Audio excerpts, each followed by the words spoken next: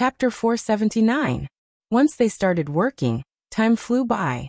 The residents of Lidi, the largest city on Kauai, had seen hundreds of Jurassic Park crew members head to the canyon to film every morning as if they were going to work. News of the filming of Jurassic Park had already appeared on the media. As a highly anticipated movie, people were curious about how Eric would resurrect the dinosaurs from ancient times. When there was demand, there would naturally be people willing to work for it. Other than the crew of Jurassic Park, there were also paparazzi from all over the world on Kauai. They used every means possible to find out the secrets of the crew. In order to prevent information from leaking out, the crew had to take very strict security measures. This was especially true for the dinosaur models. If the photos of these models were leaked out before the movie was released, it would be a disaster for the movie. After all, the selling point of Jurassic Park was the realistic dinosaurs. If the audience saw the dinosaurs in the movie and suddenly thought of the dinosaur models exposed in a magazine, the experience would be greatly reduced. Therefore, even the crew members couldn't see the dinosaur model all the time. These props would only appear on the set when they were shooting relevant scenes.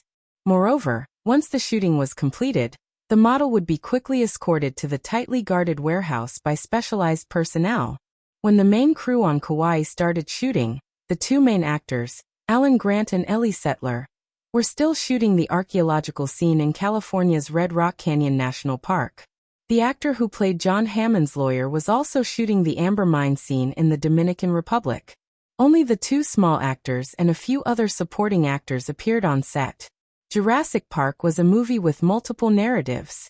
Therefore, this situation did not affect the operation of the crew at all.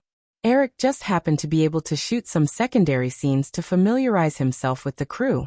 A week later, when the main actors and actresses appeared on Kauai, Eric had already completed the scene at the beginning of the movie where the workers had an accident while transporting the velociraptors and most of the scenes with the fat software engineer, Dennis. Inside the dinosaur base built in the canyon, Eric looked at the frightened bull that was still kicking wildly on the field, as well as the few staff members who were surrounding it, and turned to the assistant director in charge of the props arrangement. "Royce, what's going on? Didn't you say there would be no problem?" Royce didn't have the mood to watch the show like the other staff members. He said with a bitter face, "Eric, this bull is usually very docile. Although it's a bull, it's been whipped. It won't have any problems with a few whips. I think it might be afraid of heights." As Reyes spoke, he pointed at the crane nearby. They were currently filming a scene where they were feeding the velociraptors. A live bull would be hoisted into the velociraptor's nest by the crane. However, after the originally docile bull was hoisted into the air by the crane, it began to struggle violently. Its strength was so great that the crane's mechanical arm kept shaking. Even if the camera managed to capture this situation, it would not be able to use it. Eric had no choice but to order the driver to put the bull down. However, after landing, the agitated bull still did not calm down. It dragged the steel wire around its body and almost hurt someone.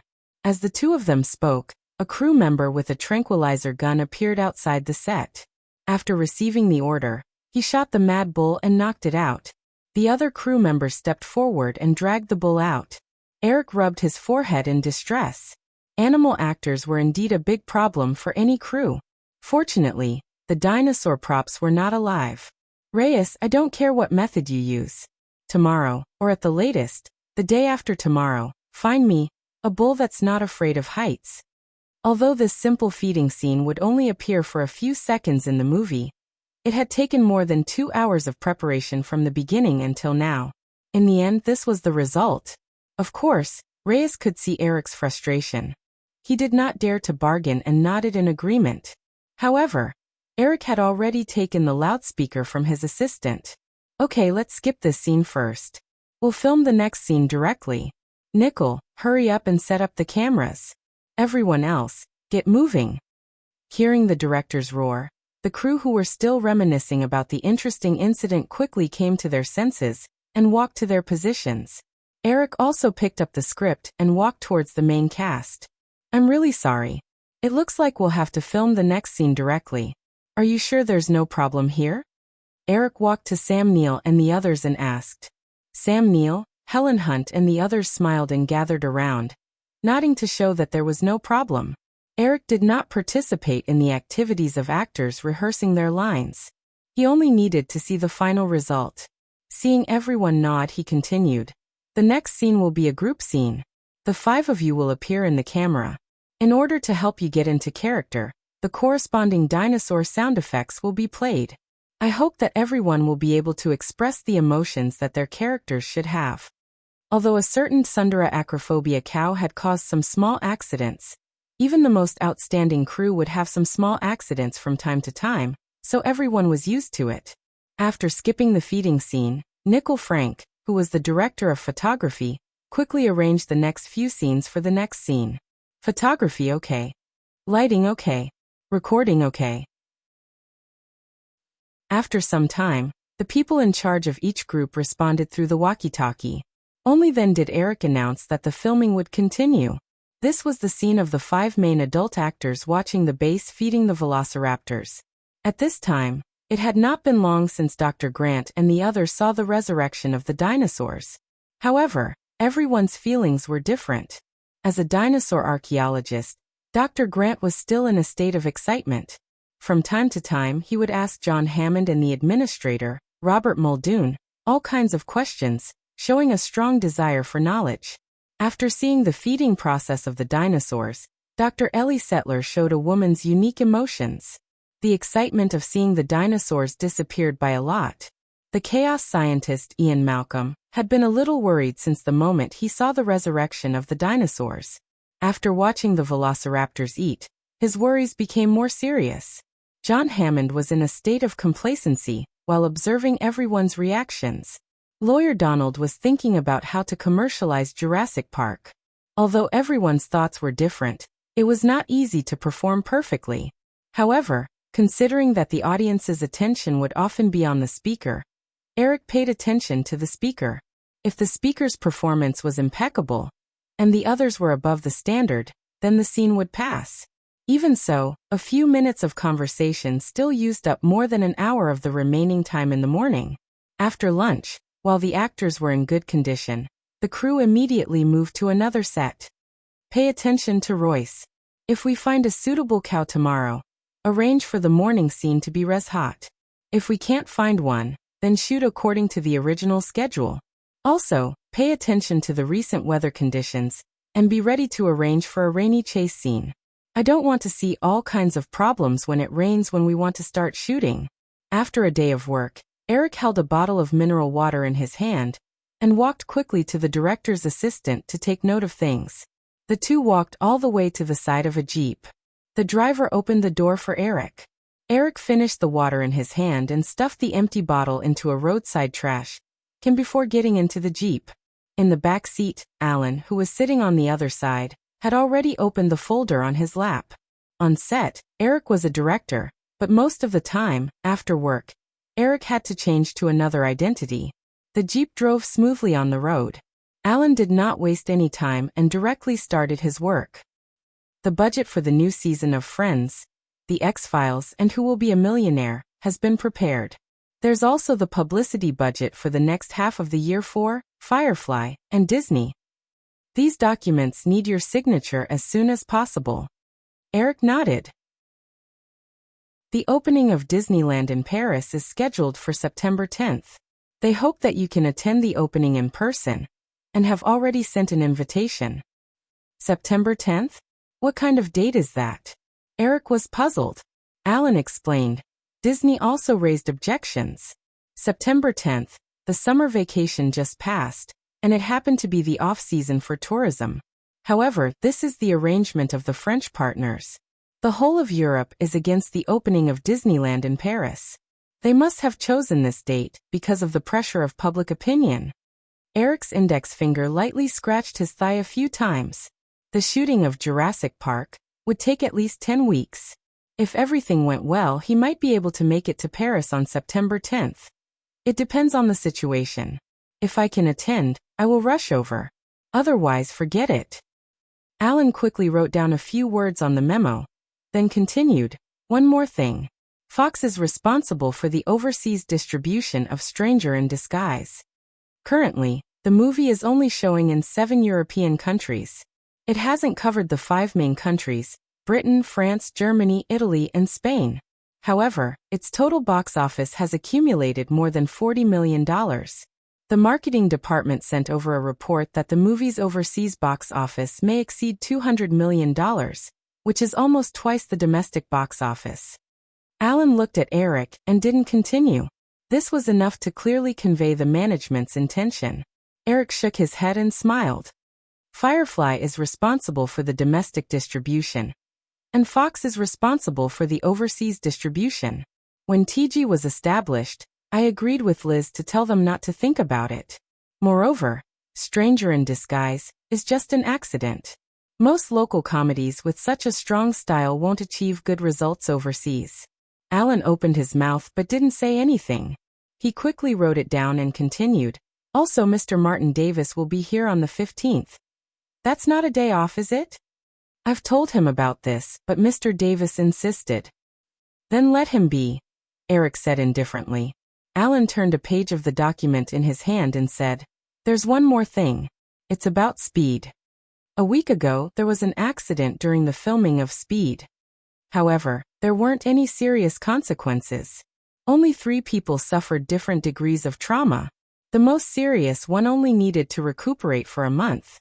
Originally, this incident would have passed after the crew clarified it. However, 3 days ago, an entertainment newspaper called Daily Hollywood published a follow-up report on this incident and pointed the finger at you." "Me?" Eric slightly propped himself up. Alan took out a newspaper from the folder and handed it to Eric. "Take a look." Eric took it and quickly browsed through the article that Alan had marked with a red pen. This report made a lot of noise about the accident that happened on the set of Speed and pointed the finger at Eric, who had provided the idea for the story. It said that it was Eric who had set up the story to be too thrilling, causing the accident to happen during the filming process. In the end, the report even called for Los Angeles and the Industry Association to pay attention to the incident. It also hoped that the crew of Speed could suspend filming and accept the corresponding safety investigation. "What's the result?" Eric asked in a deep voice after reading the report. This report was from 3 days ago. Since it was handed to him, there must be a follow-up. After this report, several other newspapers also reprinted this article. However, realizing that this incident was unusual, the public relations department quickly followed up, and it has now calmed down. Eric gently rubbed his forehead. He didn't need to think carefully to know that someone couldn't stand the loneliness and wanted to do something. It seemed that the success of Tornado had a great impact on those people. After all, if they just wanted to hype up the news, they wouldn't have turned the blame on him. "Have you found any more information?" Although Alan didn't say anything, Eric already knew the result. However, he still asked tentatively. Alan shook his head. "No, but Daily Hollywood is a newspaper under Newhouse Media." Eric recalled the information about Newhouse and said, "Send a letter to the person in charge of Newhouse Media in my name. My request isn't too much. Ask the editor-in-chief of Daily Hollywood and the reporter who wrote the report to get lost. I don't care who instigated them. Since they are willing to take the lead after receiving benefits, they should be prepared to be cannon fodder. This is also a warning to other people who want to be cannon fodder. If Newhouse refuses, then tell Firefly to stop advertising in Newhouse's newspapers and magazines until they agree." In addition to the famous Vanity Fair magazine, Newhouse Media also operated dozens of daily newspapers and corresponding magazines. These newspapers and magazines basically relied on advertising to survive. Eric didn't believe that Newhouse would abandon a big client like Firefly Pictures for an editor-in-chief. Chapter 480. As they were talking, the Jeep slowly drove into the parking lot of the hotel where the crew was staying. Eric and Alan got out of the Jeep and walked to the hotel together. Alan continued, "In this case, should we continue to track down the person behind this?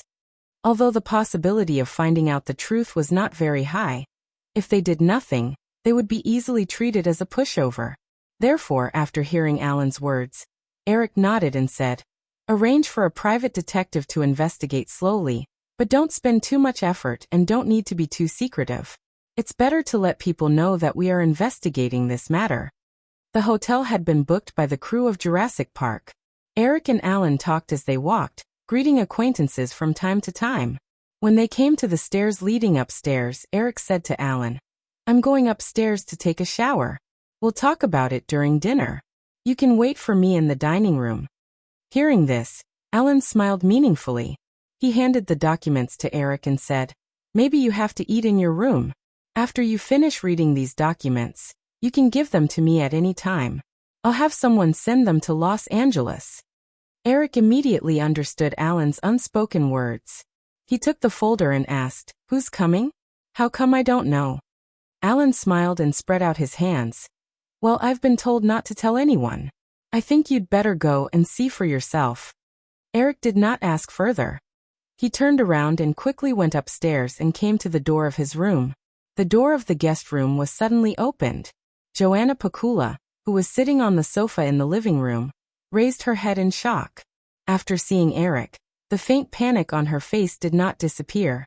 She secretly closed the magazine on her knees and put it aside casually.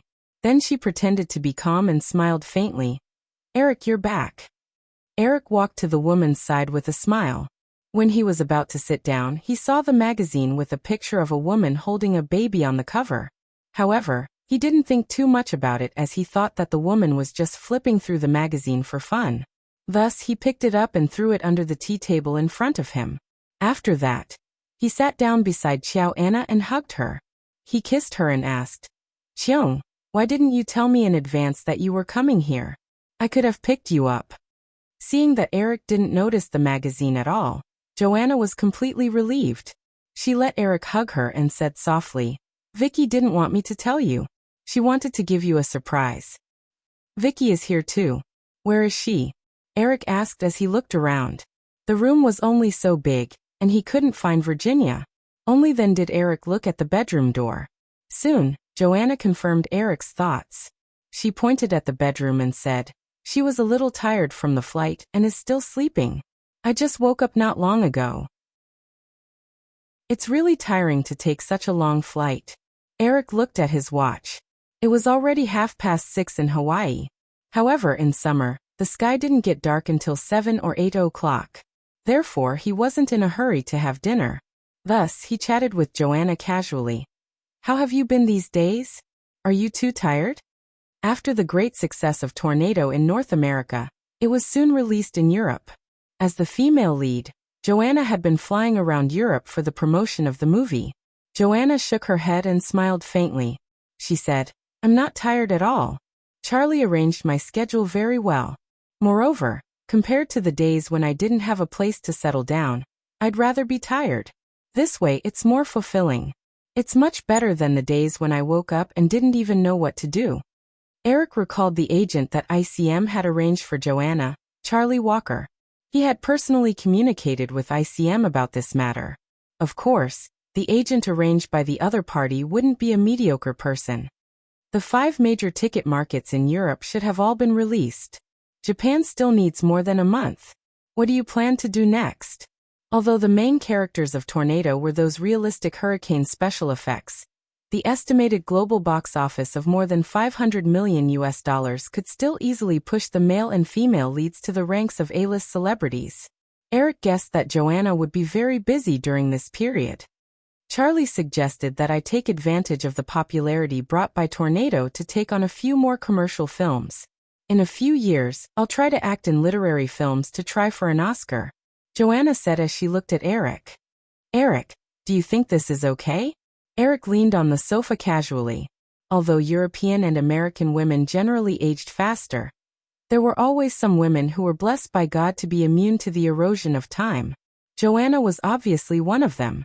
Although she maintained a face that looked like she was 25 years old, she was actually 35 years old. Charlie Walker must have considered Joanna's age when he made such a suggestion. Of course, although his suggestion is somewhat utilitarian, it can also maximize your status in Hollywood. Hollywood stars are destined to rely on box office sales. I will also help you keep an eye out for suitable films for you to act in. The two of them sat opposite each other on the sofa. Joanna felt that Eric's hand that was caressing her cheek seemed to have become rougher. She pulled his hand over and looked down. There were thick calluses on his palm. She asked, "How did this happen? You're the director. Don't tell me that you have to do the work yourself? Making a movie is physical labor. This time, it's more troublesome than when we were shooting Tornado." Eric smiled casually and grabbed Joanna's hand. "I'm a man. I can't be like you women who take care of your hands beautifully." They chatted casually like this. Unknowingly, the sky outside had darkened. Eric called the service desk to order dinner. Looking at the bedroom that was still closed, he stood up and said, "Why isn't Vicky awake yet? I'll go and take a look." The curtains in the bedroom were drawn, and the light was even dimmer. Eric did not turn on the lights. He walked over quietly and pulled a chair over to sit down. The petite woman was sleeping on her side, her face buried in her golden brown hair. The bedroom was very cool because of the air conditioning. Virginia was covered with a blanket. Eric watched quietly for a while before reaching out and patting Virginia's shoulder. "Vicky, it's time to get up." Virginia might have had enough sleep. She opened her eyes without too much grogginess.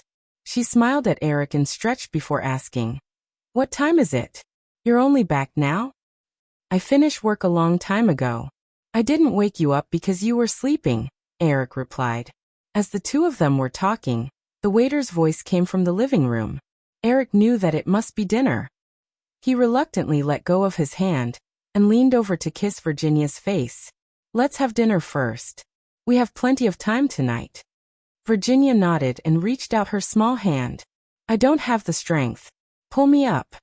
Eric listened carefully. After making sure that Joanna had sent the waiter away, he pulled the petite woman up and asked teasingly, "Is it because you're hungry or something else?" Although the awkwardness and cautiousness that the three of them had when they first got together was gone, the dinner was still finished quickly. Perhaps it was because he had received special instructions, but Eric was always disturbed by messy matters in the middle of the night. Tonight, however, was surprisingly peaceful. Other than the waiter who came to deliver dinner, no one knocked on the door until the three of them finished eating. "Be good and don't break in." At the door of the bathroom, Virginia once again reminded Eric, who was sitting there reading documents. Then she pulled Joanna into the bathroom together. After locking the bathroom door, Virginia didn't react, but Joanna was like a little girl who was about to do something bad. "Vicky, is this really okay?" Virginia was still a little nervous, but she had finally made up her mind. She was just one step away, so of course, she couldn't back down easily. "Why are you so worried? I'm the one who wants a child, not you." Joanna followed Virginia to the bathtub. Watching Virginia turn on the tap and run the water, Joanna said, I just think that it's not good for you to not tell Eric." "Of course I will tell him. I'm still counting on him to pay alimony." Virginia showed a matter-of-fact look. In the sound of the running water, she poured the things she had prepared from her bag onto the sink. She found a small sewing needle and a small plastic bag from the packaging box. Then she poked around. "Hey, this is too obvious. He'll see through it." Joanna pointed at something that was quickly poked with many holes. Virginia raised it up and looked at it under the light. She nodded with satisfaction. Then, she took out another needle and did the same thing. At the same time, she glanced at Joanna. Perhaps to suppress the anxiety in her heart, or perhaps to convince herself, she muttered, "I've been preparing for several months. I did a physical examination and took care of my body. This is the last step. Don't ruin my plan." "But I always feel that."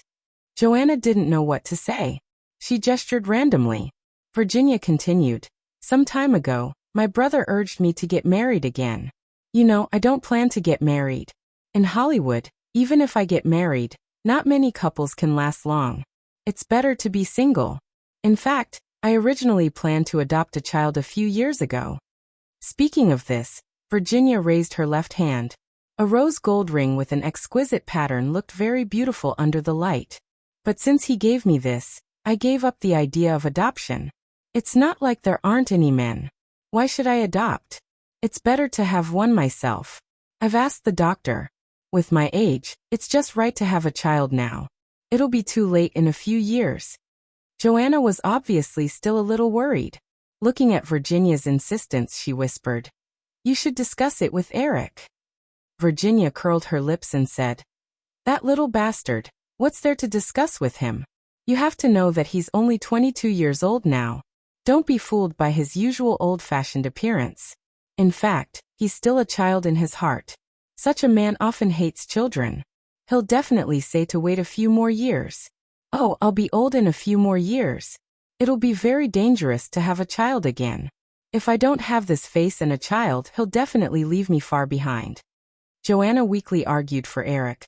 "I don't think Eric is such a person. How can a man be reliable? Children are more secure. If I have a child, he'll definitely raise me. Anyway, money doesn't mean anything to him. He can afford it. I've already decided. If you dare to ruin my plan, I'll pin you down in the bathtub." In the end, Virginia put down the last small plastic bag and made a strangling gesture towards Joanna. Joanna shrank her neck and watched Virginia quickly pack the things on the sink into her bag. Then she was pulled to the bathtub by Virginia. "Well, Joan, let's take a bath first." Eric felt that women taking a bath was troublesome. He had finished all the documents that Alan had left for him. The two women hadn't come out yet. He couldn't help but go to the bathroom door and knock gently. He asked with a smile, "Hey, are you drowning? Do you need me to give you mouth-to-mouth resuscitation?" "Don't break in, I'm warning you." Virginia's voice suddenly came from the bathroom, and it seemed to be a little panicked. "Okay, but it doesn't take so long to take a bath, right?" Eric complained a few words and turned off the bedroom light directly. The early morning sun penetrated the bedroom through the gap in the curtains. Joanna, who felt that her waist was a little sore, opened her eyes weakly. She saw another face with a small mouth slightly open, sleeping soundly. Looking at the sunlight outside the window, Joanna knew that it was very late now. Eric must have started working. Joanna sat up and took a deep breath. She couldn't help but look at Virginia on the other side. It was all because of this seductress that she had to suffer with her. However, recalling the scene last night, Joanna suddenly remembered that he didn't wear that thing. And even she turned her head and looked at the floor next to her. The small box full of something that Virginia had poked holes in was indeed lying on the floor intact. Joanna's mood immediately became complicated when she thought of the possibility of pregnancy. She couldn't help but think of Virginia's words last night. She was 5 years older than Virginia. Since she was in her 20s, Joanna had been living a somewhat homeless life. It wasn't easy for her to come to the United States, but the development of her career had been unsatisfactory. She had unknowingly wasted so many years. If she hadn't met Eric, she didn't know when her life would have stabilized. Thinking of Virginia's words last night, Joanna couldn't help but have a trace of anticipation for the child. Chapter 481. The two women came and left in a hurry. Since most of his attention was on Jurassic Park, Eric did not notice Virginia and Joanna's abnormality. On the afternoon of July 15th, a helicopter landed at the airport in the northern part of Kauai. An old man in casual clothes refused his assistant's help and jumped out of the helicopter. "Danny, have you contacted the reporter?" Martin Davis asked the assistant beside him again when he saw a man in his 30s walking towards them not far away. The man in a suit named Danny said in a low voice, "It's been arranged. The news will appear in the newspaper tomorrow." Seeing that the man not far away had come closer, Martin Davis didn't say anything. He just nodded slightly and walked forward. "Mr. Davis, welcome to Kauai." Alan greeted him and extended his hand. Martin Davis smiled and shook the man's hand. "You must be Alan Fissman. I remember your voice." Alan nodded politely. "Yes, Mr. Davis. Our crew is now stationed in Lidong, but the conditions there are not as good as the resort here. Mr. Williams asked me to book a room for you at the Westin Resort." No. I'm not here for a vacation. I'll stay in Lidong too." Martin Davis shook his head. Alan did not object and extended his hand. "If that's the case, please follow me. The car is over there." The three of them walked out of the tarmac and to the roadside. Martin Davis gestured for his assistant and bodyguard to get into another car, while he followed Alan into a black Jeep. After the car started, Martin Davis said to Alan. Eric must be on set. Can you take me to see him? No problem. The crew is filming at a ranch not far from here, Alan promised and said a few words to the driver. The two cars only took a few minutes to arrive at a sealed ranch. When they walked into the set, a man with a camera jumped out from not far away. He quickly aimed the camera at them and pressed the shutter frantically. Alan, who was negotiating with the guard, noticed this detail and narrowed his eyes slightly. However, he soon relaxed. Eric and Stan Winston were discussing the details of the shooting of the giraffe in front of the draft when they saw Alan walking over with a few people. Martin Davis. Why is he here? Stan Winston followed Eric's gaze and asked in surprise. After so many years in Hollywood, Stan Winston was very familiar with the senior management of the 7 major families. For the movie, of course. Eric smiled and put the pencil in his ear. Stan, shall we go and say hello? There's no need for that. You go ahead. I'll discuss the next location with Nickel, Stan Winston said casually. He wasn't too fond of Martin Davis. Eric nodded and walked over to Martin Davis. When he came to Martin Davis, his eyes were on the 6-meter-tall behemoth not far away. That's a giraffe, one of the main dinosaur models designed by the digital domain for Jurassic Park. It's 20 feet tall, and is one of the biggest props in the movie. Eric walked to Martin Davis and explained casually. The original plan was to use CG for this giraffe, but because of the close-range shooting and the design of the Tyrannosaurus Rex, the dinosaur's movements were not complicated. In order to pursue a more realistic effect, Eric finally chose to use a model. Martin Davis looked away and smiled at Eric like they were close friends. It's really surprising. Looking at this big guy, I suddenly think of Star Wars many years ago. Eric, I believe you will definitely create a miracle this time. Whether I can create a miracle or not, it's still up to the audience. Eric smiled and reached out to Martin Davis. Mr. Davis, nice to meet you. Me too, Eric. Just call me Martin. Martin Davis smiled amiably. Eric nodded, but he was not fooled by the other party's amiable appearance. The reason why Stan Winston did not want to come over and say hello was mainly because most people in Hollywood knew that Martin Davis was a very sharp and mean person. Barry Diller left Paramount because he could not stand Martin Davis's character, in addition to differences in business ideas. Barry Diller spent the last period of his time at Paramount arguing with Martin Davis. Michael Eisner, who also worked at Paramount, also said of Martin Davis, "How can there be such a person in the world?" Okay, Martin. Eric looked at his watch and said, I've prepared a dinner in the evening. There are still 2.5 hours before work. Maybe you can walk around. The scenery here is still very beautiful. Martin Davis waved his hand. Eric, you can continue with your work. But I don't think you mind if I stay here, right? Of course not. Eric shook his head and smiled. At this moment, the assistant director not far away also made an okay gesture to Eric. After apologizing again, Eric said a few words to Alan and walked away. The shooting soon began again. Martin Davis looked at the giraffe not far away, which looked like it came to life under the manipulation of the special effects artist. He sent Alan away with a few words and whispered to his assistant. Danny, what do you think? It doesn't look too special, Mr. Davis, Danny Kirk said. These should be the most ordinary shots. I've read the original book of Jurassic Park. If I were the director, I would definitely put more energy into the Tyrannosaurus Rex. That's the selling point of the movie. Eric Williams definitely wouldn't have thought of this. You're familiar with Jerry Bruckheimer? Of course, but Jerry can't tell me too much. But I know that Williams values Jerry very much. Not long after he left Paramount, Williams signed a long-term contract with him and let him personally be the producer of his movie. Martin Davis nodded and did not say anything more. But Danny Kirk could still sense that his boss must have regretted terminating the contract with Jerry Bruckheimer, just like how he regretted squeezing Barry Diller, Michael Eisner, and Jeffrey Katzenberg out of Paramount. Of these 3 people, one was now the CEO of Universal, one was the CEO of Disney, and the last one, Barry Diller, had left Hollywood for less than a year and already had the idea of acquiring Paramount. Danny Kirk could not help but fantasize that if the three of them had not left Paramount back then, Paramount would have been the overlord of the 7 major Hollywood companies now, and would not have fallen into the current situation where its performance was low and it was surrounded by a pack of wolves. From the bottom of his heart, Danny Kirk was not optimistic about Martin Davis's trip to Hawaii. He was not even optimistic that Martin Davis could keep Paramount.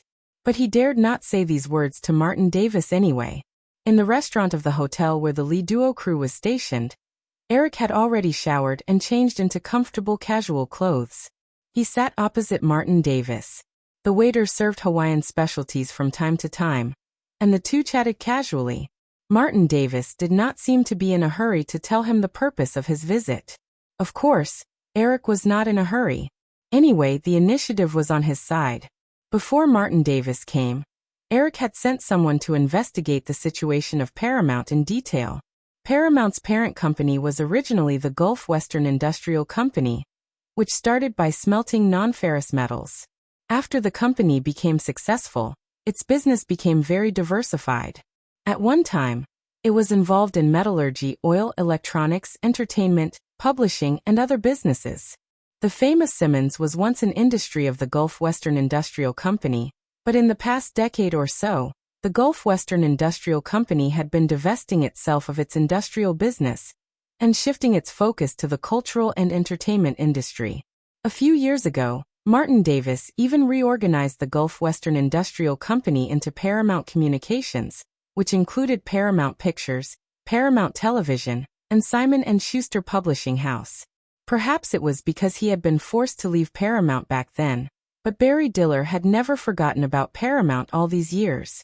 After leaving Fox, Barry Diller took over a television sales company, QVC, which was jointly owned by Comcast and Telcom, the two cable television service providers.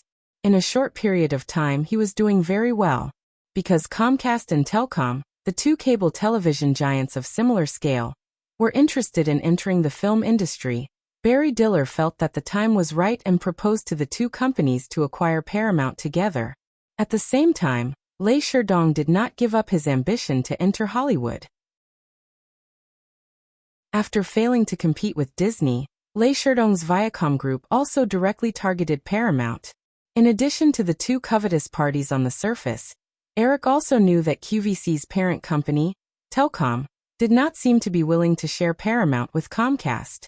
Instead, it had the idea of monopolizing Paramount. Simply put, in the eyes of many companies, Paramount was now a piece of fat meat that attracted the covetous of many beasts. After talking about the scenery of the Hawaiian Islands, Martin Davis finally said tentatively, "Eric, I heard that Firefly and Viacom had a lot of discord when they acquired Disney last year?" Eric nodded faintly. "Yes, but this is a very normal business competition. In the business world, there are very few things where everyone gets rich peacefully, so this is not a big deal." Martin Davis smiled like an old fox. "It's not that simple. Firefly spent at least $2 billion more in this deal." Eric really wanted to ask, "Aren't you good friends with Lei Sherdong? Is it really appropriate to sow discord like this? If I sell Disney now for $2 billion more on the basis of last year's purchase price, I'm sure someone will still take it," Eric said confidently. "So Firefly didn't lose money in this deal. Disney is worth the price, and that's enough." Because of privatization, not much information was disclosed about Disney, but Martin Davis did not doubt Eric's words. Although Disney's film business had not shown signs of improvement, and there were no amazing works, the entire North American entertainment industry was constantly increasing in value because of the expansion of the market. Even if Disney's performance stagnated, according to the current development speed, Disney's market value would exceed $10 billion in a few years. Not to mention, under the control of Eric, and with the benefits of Pixar animation, how could Disney stagnate? "Eric, let's get straight to the point. I'm sure you know why I'm here this time. Viacom wants to acquire Paramount, but I don't want to sell it. So I think maybe we can work together. Although Disney's acquisition didn't cause you any losses, Viacom still spent a lot of money on Firefly. Don't you want to pay them back in kind?" "Yes, I'm sure you know why I'm here." Eric smiled. "I'm sure you know why I'm here. Viacom wants to buy Paramount, but I don't want to sell it. In the business world, an eye for an eye is very unwise. I won't get involved in this mess for no reason. Eric shook his head. Although Martin Davis only mentioned Viacom's name, and did not mention Barry Diller, he still knew that Martin Davis was most afraid of Barry Diller. Moreover, I haven't even straightened out Firefly's business. So I'm sorry, Martin, I really don't have the energy to cooperate with Paramount. You don't have to spend too much energy on it. Martin Davis was not in a hurry. He continued, as long as you can provide Paramount with a few promising film projects, it will be enough. Paramount will never let you suffer a loss. You can personally take charge of these projects. Martin Davis's idea was very practical. He did not want to sell Paramount, but although he was the largest shareholder of Paramount, he did not have the controlling shares. In addition, Paramount's performance was low. Once the opponent launched a hostile takeover, when the price reached a certain level, the other shareholders would definitely choose to sell their shares. At this time, the only way to turn the situation around was to show results. As long as the shareholders saw the prospect of profits, they would choose to stand on his side. Cooperating with Firefly, or rather, with Eric, was undoubtedly the fastest and most effective way. Mr. Davis, you have to know that a high-quality film project is something that can only be found by chance. Movies are like gambling. No one knows what will happen next, and no one can guarantee 100% success. Everyone was very optimistic about Spielberg's Captain Hawk, but didn't this movie fail in the end?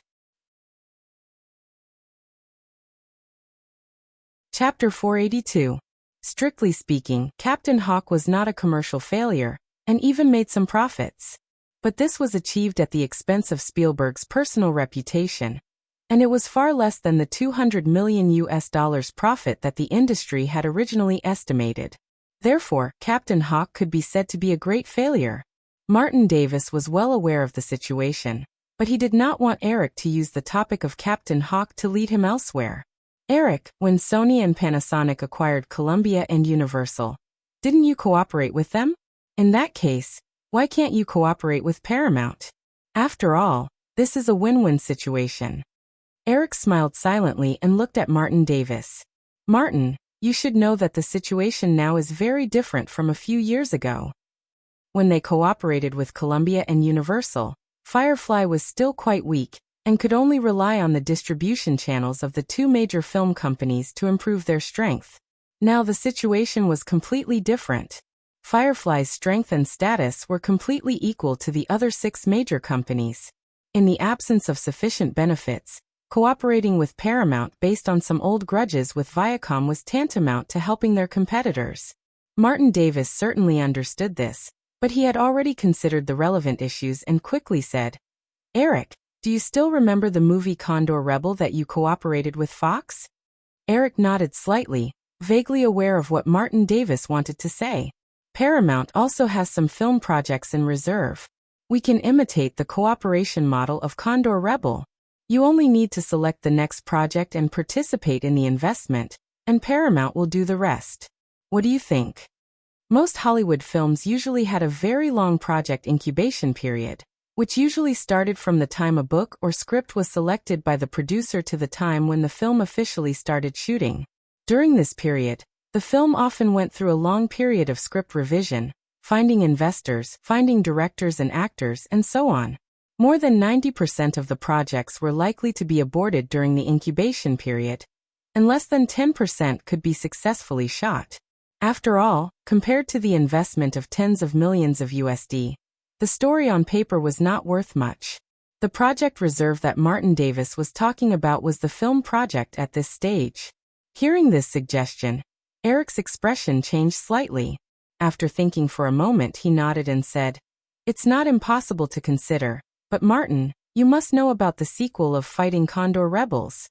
If we cooperate, I definitely won't agree to the previous conditions. Of course, everything can be discussed. Martin Davis immediately beamed. Eric, I've already asked someone to prepare the information. I'll have someone send it to you later. There's one more thing. If there's no project that satisfies me. Eric shrugged at Martin Davis and gave him a knowing look. He was just a little curious about Paramount's copyright library. However, Paramount's most successful Forrest Gump and Mission Impossible series in the original spacetime were now in the hands of Flower Pictures, so Eric did not have much hope for Paramount's copyright library. The crew still had a regular meeting in the evening. After dinner, Eric said goodbye to Martin Davis and left the restaurant. Early the next morning, as soon as Eric got up, there was a hurried knock on the door. "Eric, take a look at this first." After Alan entered the door, he immediately handed over the thing in his hand. Eric took it and glanced at it. It was a copy of a newspaper faxed over from Los Angeles. Martin Davis goes to Hawaii for a secret meeting with Williams, major cooperation in double defense. Under the blacked-out title, there was also a photo of Martin Davis entering the set of Jurassic Park and leaving with Eric in a car. Alan followed Eric into the room and closed the door before saying, "Yesterday, I met a reporter taking pictures outside the set. I thought it was an ordinary paparazzi and didn't care. Now it seems that it was arranged by Martin Davis." In New York, after the stock market opened today, the stock price of Paramount Communications rose by 1.2% in a short time because of this news. "I've already received a lot of calls about this. Mr. Hansen called at 4 in the morning.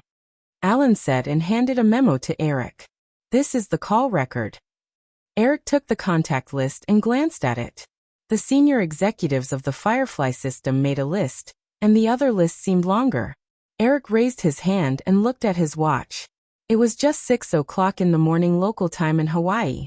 Los Angeles was 3 hours earlier than Hawaii, and it was just time for work there. These people reacted really quickly.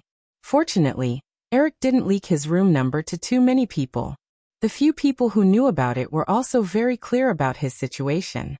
They didn't call before dawn but turned to harass Alan. Otherwise, he would have been woken up long ago. Just as he was about to call Jeffrey to explain the situation, the phone in the room finally rang. "Hello, this is Eric Williams." "Jeffrey, good morning. I was just about to call you." After a brief introduction of the situation, Eric hung up the phone and handed the memo to Alan. "There's no problem with Firefly. Help me block the others. Just say that Martin Davis came to Hawaii for a vacation and happened to meet him." Alan nodded and couldn't help but ask, "Eric, are we really going to cooperate with Paramount?" "What do you mean?" Eric didn't answer immediately, but asked back. Alan had just heard Eric's explanation to Jeffrey. He thought about it and said, "I don't think it's a good choice to cooperate now. Firefly is now on equal footing with the other big six, and the annual cake is only so big. Even if it's a cooperation model like anti-condor fighting, it will definitely bring competition to itself." "You're right, but don't worry, Alan, this matter hasn't come to fruition yet. And even if it's a cooperation, it must be under the condition that Firefly may have enough benefits." Alan waved the fax in his hand. "What about this? Let's just pretend it didn't happen. Martin Davis spreading this matter won't do us any harm. The ones who should be anxious should be Lei Sherdong or Barry Diller." At this point, Eric couldn't help but smile. "So maybe it will bring some unexpected gains. No matter what, we won't lose out." Mr. Malone. Outside the QVC CEO's office, Barry Diller's assistant stood up and greeted him when he saw a meticulous middle-aged man in a neat suit walking over. John Malone nodded without changing his expression. He knocked on the door a few times, pushed the door open and walked in. The assistant just opened his mouth, but he didn't dare to stop the big boss of QVC's parent company from communicating remotely. "Barry, have you contacted Eric Williams?" Barry Diller, who was sitting behind the desk and reading documents, glanced at John Malone and said, "Eric's assistant just called me back and said that Martin Davis is just traveling to Hawaii, and the two of them met by chance." "Coincidence? Heh, how can there be such a coincidence?" John Malone laughed disdainfully. Suddenly, he recalled Barry Diller's words. "So you didn't personally speak to Williams on the phone?" "No, I'm not close enough for him to call me personally," Barry Diller said calmly. John Malone could tell that Barry Diller's tone was a little dispirited, and he couldn't help but say, "Barry, you should pull yourself together. Back then, you were the one who proposed the acquisition of Paramount. Now it's just a small setback." "Is it really just a small setback?" Barry Diller looked at John Malone coldly and said, "You've been to Los Angeles at least 4 times in the past few months. I'm guessing that Martin Davis has even gotten hold of the acquisition plan that I personally drafted. John, tell me, am I right?" At the end of his sentence, Barry Diller's tone had a hint of uncontrollable anger. He wasn't afraid of enemies, nor was he afraid of setbacks. He was just bitterly disappointed by the betrayal of his ally.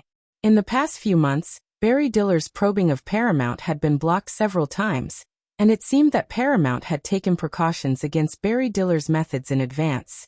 After realizing the problem, Barry Diller immediately did the relevant investigation and easily discovered the truth of the matter. Although one of the parent companies, Remote Communications, had already authorized QVC to acquire Paramount, John Malone had the idea of monopolizing Paramount. Moreover, John Malone didn't hide his intentions at all. He had personally visited Martin Davis's office many times. Therefore, Barry Diller could guess the ins and outs of the matter in a short period of time. The only people who knew the details of his acquisition plan were the CEO of Comcast, Brian Roberts, and the boss of Remote Communications, John Malone. Of course, there was also Barry Diller's own team.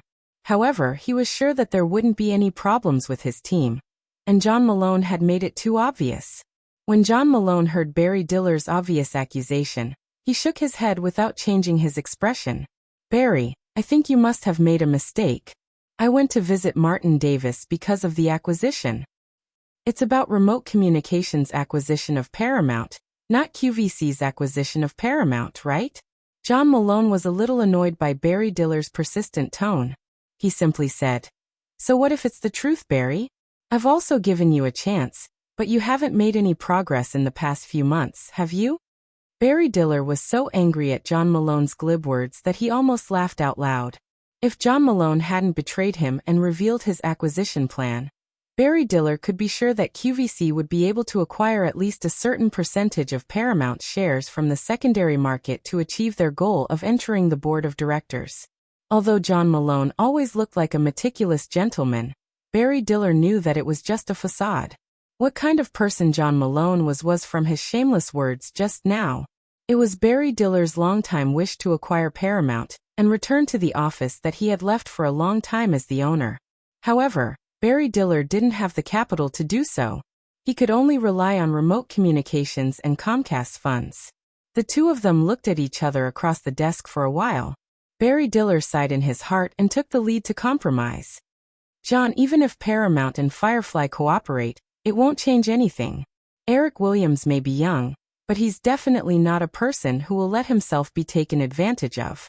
Their cooperation will at most cost us a little more. Our real enemies are Martin Davis and Summerlay Sherdong. Based on my understanding of Martin Davis, he doesn't want to sell Paramount at all. Therefore, even if you spend a year in his office, this situation won't change.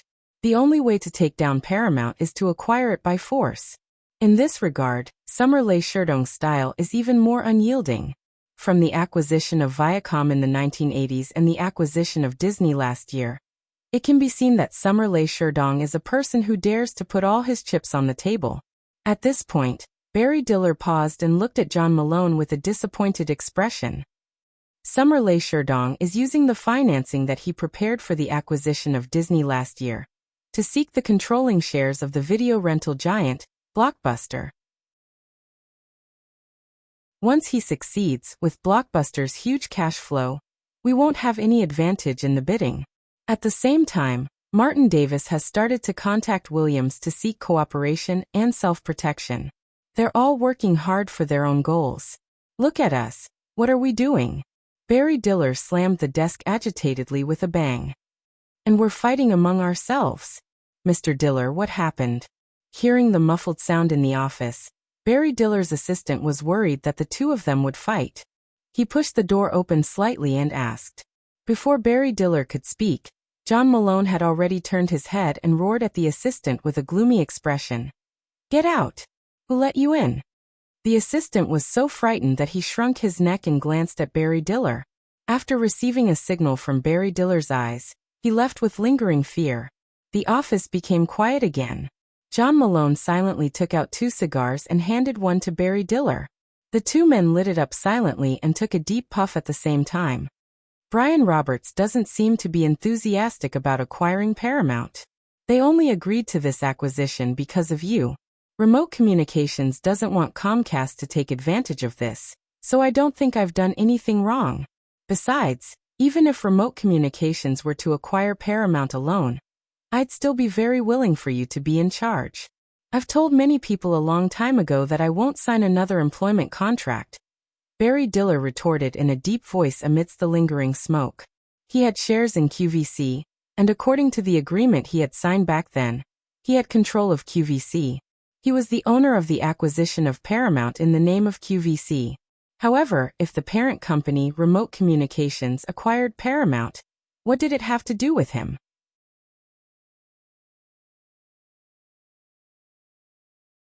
Chapter 483. Back then, after Barry Diller resigned from Fox, he had received dozens of cooperation invitations in a short period of time. However, he had rejected all of them. In the end, he chose QVC not only because he was optimistic about the future of television shopping, but also because QVC had agreed to Barry Diller's conditions. Hearing Barry Diller say that he would not sign an employment contract again, John Malone only shrugged. "All right, Barry, I'll cancel the plan to acquire Paramount from Telcom and fully support you. However, how do you plan to deal with the current situation?" Barry Diller glanced at John Malone and said calmly, "When I'm about to do something, all you need to do is support me through long-distance communication." John Malone acknowledged and waited for Barry Diller to continue. However, Barry Diller only said that, and then lowered his head to look at the documents in front of him. John Malone also quickly realized that Barry Diller had lost trust in him. He laughed embarrassedly and knew that he would not gain anything if he stayed any longer. He stood up and said, "In that case, I'll wait for your news." After John Malone left the meeting room, Barry Diller patiently finished reading the documents in his hands. He tapped his fingers on the table and thought for a while before pressing the call button on the phone on the table. "Jack, help me book a ticket to Hawaii." "All right, Mr. Diller." The assistant's voice quickly came from the speaker. After Barry Diller gave his instructions, he was about to end the call. After thinking for a while, he suddenly said, "Forget it. Let's go to Los Angeles first." "No problem, Mr. Diller," the assistant replied again. After pausing for a moment and hearing that Barry Diller did not continue, he asked, "Is there anything else?" "No, that's all for now." Barry Diller cut off the call, and once again fell into consideration of the current situation. Although he was unwilling to admit it, Barry Diller also had a pessimistic premonition about the future of acquiring Paramount. Barry Diller had known John Malone since the early 1980s. He knew very well that John Malone was a person who did not have a stance at all. He was good at taking advantage of the situation. In other words, John Malone would not hesitate to choose whichever side he could benefit from. If it were not for Lei Sherdong and Martin Davis's series of actions that made him see that the chances of Telcom acquiring Paramount alone were slim, Barry Diller was certain that John Malone would not even appear in his office today. Barry Diller sighed in his heart, and once again opened the information in front of him. This was the evaluation of the movie cooperation between Firefly and Columbia and Universal, when the Japanese had acquired them. Among them, the cooperation with Universal, Basic Instinct, did not cause too much of an obstacle for Panasonic. However, it had a positive impact on the stock price of Universal's parent company, MCA. And before that, Sony issued a full acquisition offer to Columbia, and the completion of the deal happened to span the release period of the two high box office movies, Home Alone and Dark War. During this period, Columbia's market value skyrocketed from $2 billion to $5 billion. Anyone could see that these two movies played a very important role in this. When he thought of Eric, Barry Diller always felt a sense of powerlessness in his heart. He spent more than 20 years pursuing the peak of power in Hollywood, but in the end, after many twists and turns, he left that circle. He tried his best to return, but the success rate was so low that it made him feel powerless. However, that young man only used 4 years to easily obtain all of this. Moreover, from the shooting plan of Firefly's series of special effects blockbusters, he had no intention of stopping his expansion and waiting for his opponent to catch up. Firefly Pictures CEO Michael Lynn said at a recent press conference that he had no comment on the news that Paramount would cooperate with Firefly Pictures. However, according to sources, Eric Williams and Martin Davis are already negotiating the final details of the cooperation and will be announced to the public in the next few days. It is rumored that Firefly intends to cooperate with Paramount on the Star Trek movie series. Both parties intend to use the advanced CG special effects technology of Firefly's Digital Domain Special Effects Company to create an interstellar legend that surpasses Star Wars. Summer Lee Sherdong publicly announced that he would acquire Paramount in the near future and said that Viacom was determined to win this acquisition. Barry Diller, who is rumored to have quit Hollywood, suddenly appeared in Los Angeles and had lunch with Bruce White, one of the shareholders of Paramount. The purpose of the unknown QVC Media's acquisition of Paramount is obvious. Martin Davis put down the thick stack of newspapers in his hand with a worried look on his face. He had been in Kauai for more than a week. During this period, Paramount's stock price had risen by 5.7% because of his trip to Hawaii. Ever since he leaked the news of the cooperation between the two parties to the media, some of Paramount's shareholders, who were ready to make a move, had sided with him. The overall situation looked good. However, Martin Davis knew very well that if the cooperation between Paramount and Firefly did not come to an agreement, the stock price that had improved would definitely fall again, and the shareholders who had just sided with him would definitely lose their minds again. On Eric's side, although Martin Davis had already handed over the relevant project information to him, he had not received any response. He could see that Eric was not enthusiastic about this cooperation. Martin Davis was not like the two Helmers of Columbia. Even if he had no choice but to sell in the end, he would not do something like Columbia, which was close to drinking poison to quench his thirst. Although many people who didn't know the inside story envied Columbia's 5-film contract with Firefly Pictures, Martin Davis knew how much Columbia had paid. This could be seen from Firefly's 1991 and 1992 releases of Terminator 2 and Tornado at the same time. Firefly Pictures took half a year to complete the overseas distribution of Terminator 2 last year. It was originally a summer movie, and many European countries had to wait until the end of the year before it could be released.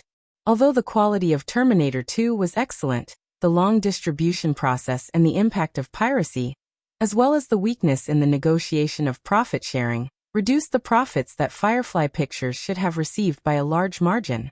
But only a year later, with the integration of Columbia and Disney's overseas distribution resources, Tornado was released in North America for less than a month before it appeared on the screens of various European countries. Not only that, Tornado even got the end of the summer in the closed Japanese market, which was absolutely envied by most Hollywood movies. So far, the overseas box office of Tornado had reached $180 million, and last year's overseas box office of Terminator 2 was negligible. While he was thinking about these things, Martin Davis's assistant, Danny Kirk, hurried into the coffee shop. "Mr. Davis, something happened." Martin Davis subconsciously wanted to reprimand his assistant for losing his composure, but in the end, he suppressed the idea and just frowned slightly. Danny Kirk noticed Martin Davis's expression and quickly put away his panicked expression.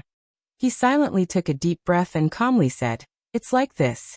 Viacom revealed the news that Lee Sherdong has planned to make the first offer to the company." Martin Davis did not doubt the accuracy of Danny's information. Instead, he asked how much. $6.5 billion. Danny Kirk gave a number. Martin Davis sneered.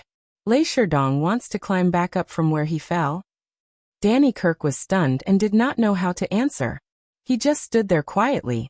$6.5 billion was exactly the amount of Firefly's acquisition of Disney. After the failure of the acquisition of Disney, Lee Sherdong learned his lesson and reformed Viacom's equity structure again. He confirmed that there would be no internal opposition for the next acquisition. At the same time, Lee Sherdong did not repay the initial financing for the acquisition of Disney to the investors. Instead, he began to negotiate with the video rental giant, Blockbuster. As a video rental company similar to retail, Blockbuster's biggest advantage was its abundant cash flow. This could provide a large amount of funds for Viacom's acquisition of Paramount. Although Paramount Pictures alone was definitely not worth $6.5 billion, Viacom's acquisition target was not just Paramount Pictures, but the parent company of Paramount Pictures, Paramount Communications. Paramount Communications' main assets not only included Paramount Pictures, but also a series of assets involved in TV, publishing, music, and other fields. These assets added together were much larger than Disney's. Martin Davis did not get an answer from his assistant, but he did not pursue the matter. He signaled Danny Kirk to pay the bill, and left the coffee shop in the small town of Lido. It was almost noon. Jurassic Park was still being filmed, although Martin Davis knew that if he really went to the set he would not be stopped outside. However, doing so would show his eagerness and leave an excuse for Williams to negotiate. However, after so long, Eric did not show any intention of cooperation. Viacom's move was imminent. Martin Davis also knew that he could not continue to waste time in Hawaii. The driver drove the car over. Danny Kirk opened the door for Martin Davis and asked, "Mr. Davis, where are we going now?" "Get someone to book a ticket back to Los Angeles. The sooner the better.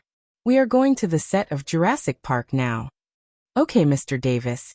Danny Kirk agreed and closed the door for Martin Davis. He signaled the driver to drive to the destination. He drove another car and hurriedly booked a ticket. Eric and Nickel were watching the scene through the monitor. A staff member hurried over and said to Eric, "Director, Mr. Davis is here." "I see. Take him to the rest area. Also inform the crew to have lunch in advance." Eric seemed to have expected it. He skillfully ordered, then nonchalantly discussed the scene with Nickel. 5 minutes later, Eric appeared in the temporary rest area set up by the crew and got into a tent. "Sorry, Mr. Davis, I've kept you waiting," Eric said. Martin Davis still had a smile on his face. When he heard this, he could not help but say, "It has been a long time, Eric. I may be going back soon, so I had to come." "Mr. Davis, why not continue to play in Hawaii for a while?" "Haha, if you continue to play, Paramount will become someone else's," Martin Davis said indifferently. Eric also realized that the old man's patience had been completely exhausted. He asked his assistant to bring 2 lunches before he sat down around a table with Martin Davis. He explained half-truthfully, "I'm sorry, Mr. Davis. As you know, I've been too busy recently." "It's okay," Martin Davis shook his head. He did not want to beat around the bush with Eric. He did not have the time. "Eric, I just want you to give me an accurate answer." "Now?" Eric asked. Martin Davis nodded firmly. "Now."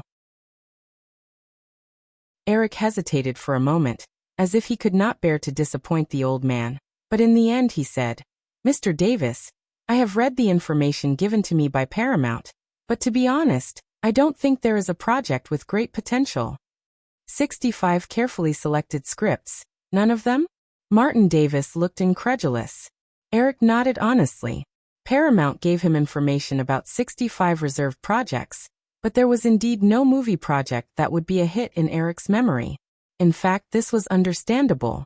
Paramount's box office performance had not been very good throughout the 1990s. Although some of these projects did not appear in Eric's memory, they seemed to have great potential.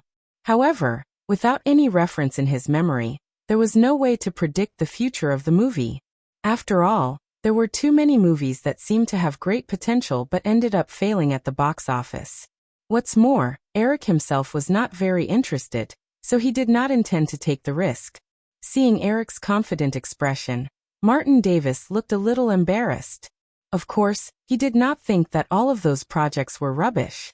Instead, he thought that Eric was probably patronizing him, or that he had his eyes on some projects and wanted to wait until Paramount gave up before Firefly snatched them up. This kind of thing had happened in Hollywood before.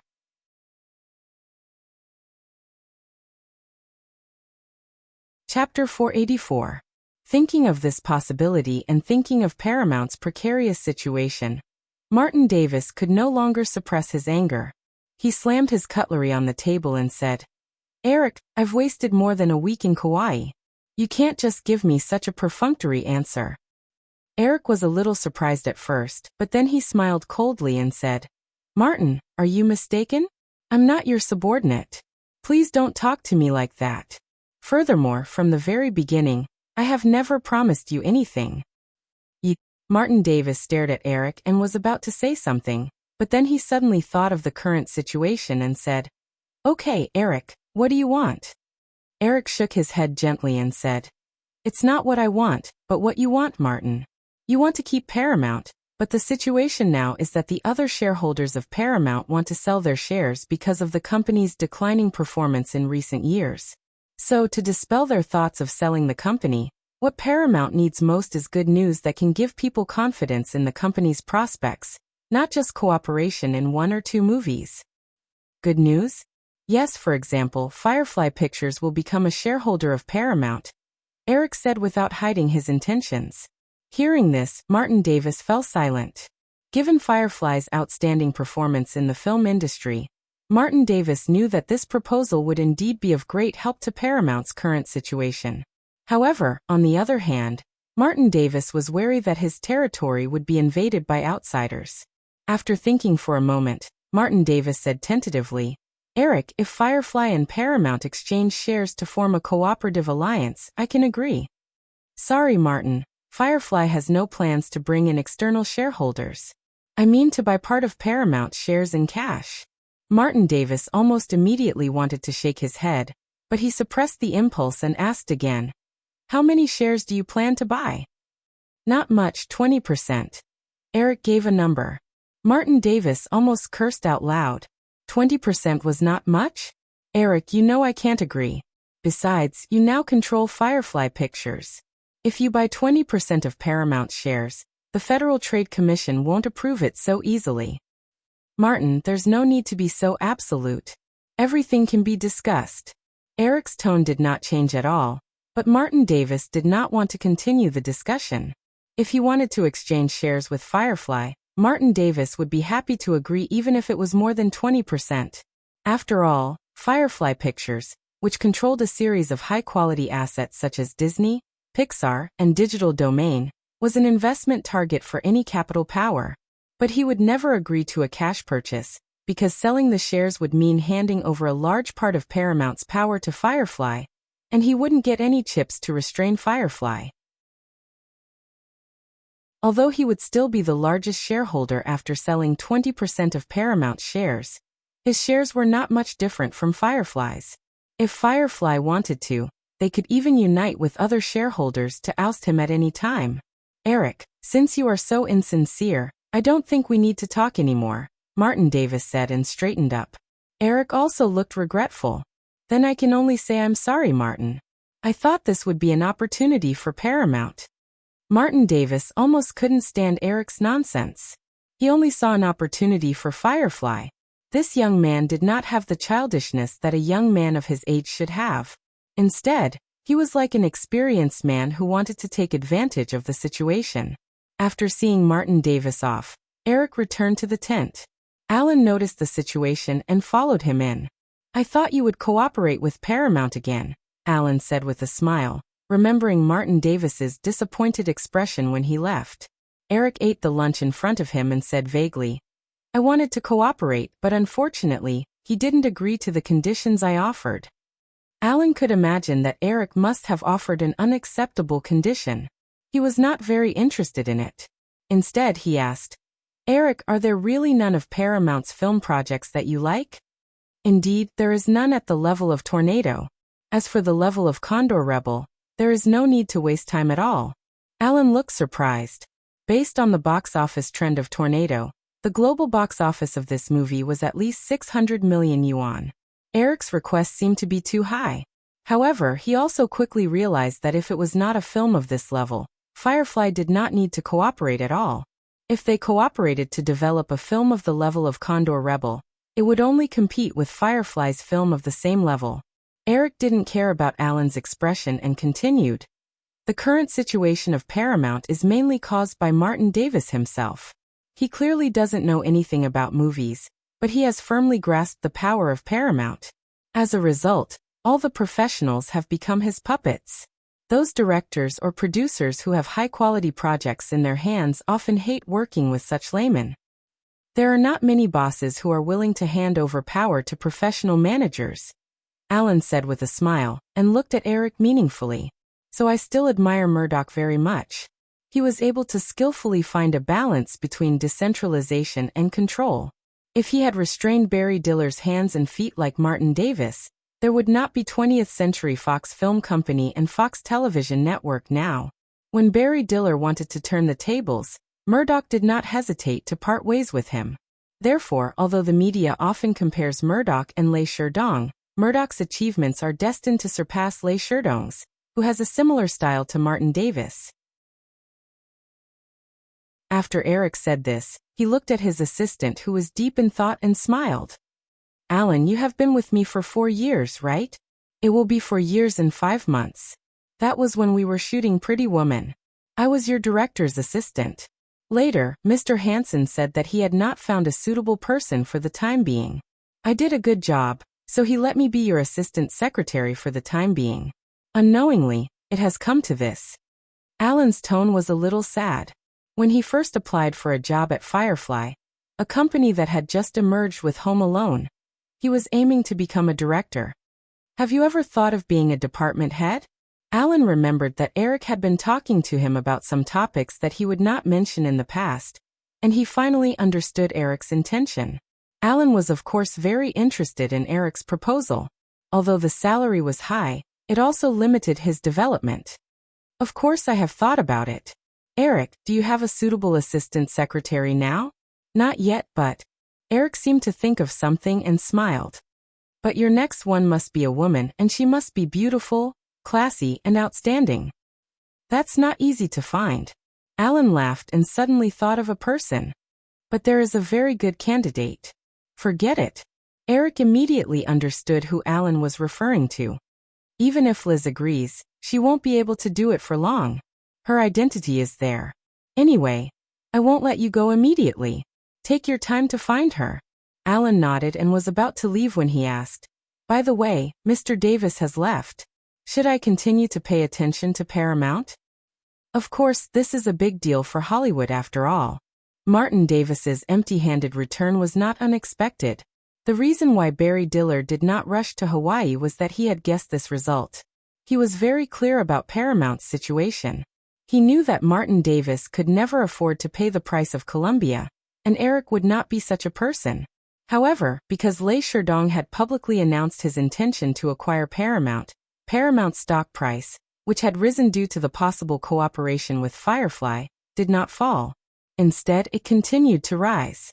Although Barry Diller didn't explicitly announce his intention to acquire QVC, the series of actions he made clearly indicated his intentions. While Eric was silently paying attention to the situation in Hollywood, the shooting of Jurassic Park was still going on in an orderly manner. Martin Davis, who had returned to Los Angeles, had several phone calls with Eric, but no agreement was reached. As July passed, the North American summer officially came to an end. The 2 blockbusters of Firefly's summer had entered the final stage. At Disney, there was a situation with Bo Wei's Nuns Go Crazy. Because Eric was optimistic about the movie, Disney increased its distribution. However, the movie was released on the same scale as Disguised Hero, but the box office in the first week was only half of Disguised Hero. When Eric heard the news, he almost thought that the movie had deviated from its original track. However, in the second week, the box office of Nuns Go Crazy did not fall as much as the executives of Firefly had feared. Instead, it rebounded because of the ferment of the word of mouth. Although the drop was only a negligible 2%, compared to the drop in the previous weeks, this result had made many people overjoyed. Although it was limited to the theme of a black comedy and would not perform well overseas, it might even surpass Disguised Hero in North America based on the box office trend shown. So far, in just one summer, Firefly Pictures had taken 10% of the total box office in North America for the year. Many media outlets had begun to predict whether Firefly would surpass Warner this year.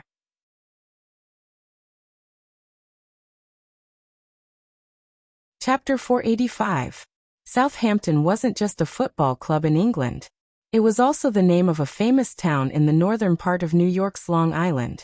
Compared to the Upper East Side of Manhattan, Southampton didn't seem to be very famous. However, someone once made a statistic that the average value of the residents in this beautiful town was over $1 million. In Fitzgerald's The Great Gatsby, the model of the extravagant mansion of the hero, Gatsby, was near this town. In the early morning, in a mansion in the town that was connected to the white beach, Joanna stood in front of the bathroom sink and stared blankly at the 2 red lines in her hand. For a moment, she didn't know what to do. She didn't know how long she had been in a daze. After a few knocks on the door, Virginia's surprised voice came in. Joan, come out, I'm pregnant." Joanna threw the pregnancy test kit into the trash can in a panic. She tidied up her messy hair in front of the mirror and walked out of the bathroom to open the door. At the door, Virginia was wearing pajamas. Her hair was a little messy, but her face was glowing. She held a white pregnancy test kit in her hand and said excitedly, 2 lines, finally 2 lines, look." Joanna took a look and didn't know how to react for a moment. She could only pull herself together and said, "Congratulations, Vicky, but when are you going to tell Eric?" Hearing this question, Virginia suddenly became a little listless. Although she had planned very well, she was still worried about Eric's reaction at the last moment. How about that? Joan, you test Eric's reaction for me first?" Virginia blinked and said nervously. Joanna immediately refused. "I won't do this kind of thing, otherwise Eric will think that I'm pregnant." Virginia seemed to be inspired. "Yes, that's right, Joan, you call Eric now and tell him that you're pregnant. See how he reacts. If he is angry, you can just tell him that it's a prank. Hee, I'm really a genius. Let's do it," Virginia said and reached out to pull Joanna downstairs to make the call. Joanna, who was dragged downstairs, was shocked. The point was that she was pregnant. "I'll dial the number for you. Remember, don't tell anyone about it." Virginia picked up the phone and was about to dial when Joanna immediately pressed Virginia's little hand. "Vicky, it should be 1 o'clock in the morning in Hawaii now, right? I forgot about that. He must have just fallen asleep. If he's woken up at this time, his temper will be even worse." Virginia put down the microphone and counted with her fingers. "Then let's hit him at noon. He's used to waking up at 6. Joanna was finally relieved. She shook her head firmly and said, "Also, Vicky, I will never help you with this prank. If you want to test it yourself." Virginia immediately showed a pitiful expression. "Joan, how can you be like this? We are good sisters. You won't even help me with this. It's not like that." Joanna was a little helpless. "I mean, you'll have to tell Eric sooner or later. I think, maybe the longer you hide it from him, the angrier he will be. So, you might as well tell him directly." "But what if he doesn't want this child?" Virginia asked worriedly. Joanna heard this and her heart tightened slightly. She subconsciously wanted to reach towards her abdomen, but she quickly suppressed this impulse and said, "If he doesn't want it, then we'll give birth to the child ourselves. It's not like we can't afford to raise it." Virginia thought for a while and slowly moved to Joanna's side. She hugged her waist as if seeking comfort. "Then it's a deal. We'll raise it together." Joanna patted Virginia comfortingly and said, "Don't be so pessimistic. Maybe he'll like it very much." "It'll be strange if he likes it. Didn't I tell you a long time ago? Boys at his age hate children the most. But you'll have to face it eventually, won't you? Think about it carefully. I'll make breakfast for you." Joanna patted Virginia's back again and got up from the sofa. She went to the kitchen and opened the refrigerator door to block her figure. Joanna secretly glanced at Virginia, who was in a daze in the living room. She felt a little guilty. Before knowing Eric's reaction, she didn't intend to tell Virginia that she was pregnant. She was more afraid than Virginia that Eric would reject the child in her belly. In just a few minutes, Joanna had already made up her mind. If Eric's reaction was too big, she would temporarily leave the United States and secretly find a place to give birth to the child. Half an hour later, breakfast was served on the table. Virginia seemed to have adjusted her mood and sat down at the table. "I just called a private doctor. I'll go for a checkup in the morning. Sigh, no matter how that bastard reacts, I have to give birth to the little thing in my belly." Joanna served breakfast to Virginia and tried her best to make her tone as casual as possible. When do you plan to tell him? At least after he finishes filming Jurassic Park, I'll find a time to tell him. Joanna also knew that this was a more suitable time. She lowered her head and ate a few mouthfuls of bread. Then, Joanna thought of a very important question. Vicky, what about your job? Virginia was slightly puzzled. She didn't understand why Joanna would suddenly ask this question. However, she still replied, I've already made arrangements. You know that Fox's action film that I made a guest appearance in last time, right? They will release it at the end of the year. I don't have many scenes, so I don't have to participate in the promotion.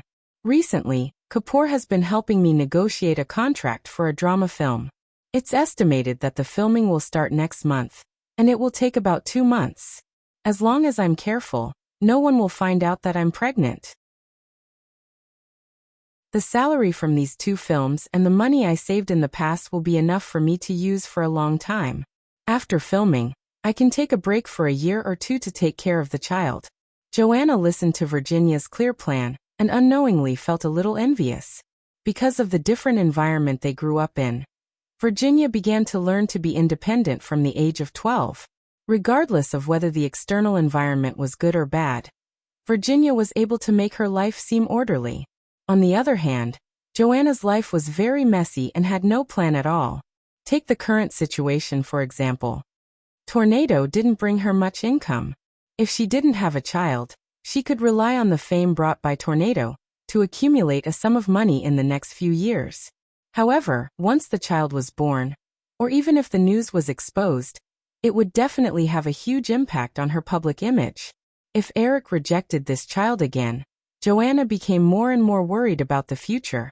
After breakfast, while Virginia was changing her clothes, Joanna picked up the phone in the living room and hurriedly dialed her agent's number. Hello, Charlie. Didn't you say that Universal has a film that's suitable for me? Yes, I want to take it, but I have a few conditions. Joan, do you think I'm that kind of narrow-minded person? As long as you think the script is suitable, I definitely won't object. But since it's a project from Universal, Eisner can't be that stingy. How much did they pay you? Well, that's a pretty generous number. When will the film start shooting? At the end of the month. Why are you in such a hurry? Oh, okay. Okay, I'm hanging up. Bye. After ending the call, Eric smiled and shrugged. He picked up the script and walked out of the room. It was already mid-August, the 6th week of filming for Jurassic Park. Although a tropical storm at the beginning of the month delayed the filming for a few days, the impact was still under control. If everything went well, Eric could even finish filming in advance before September 10th and rush to Paris to attend the opening ceremony of Euro Disneyland.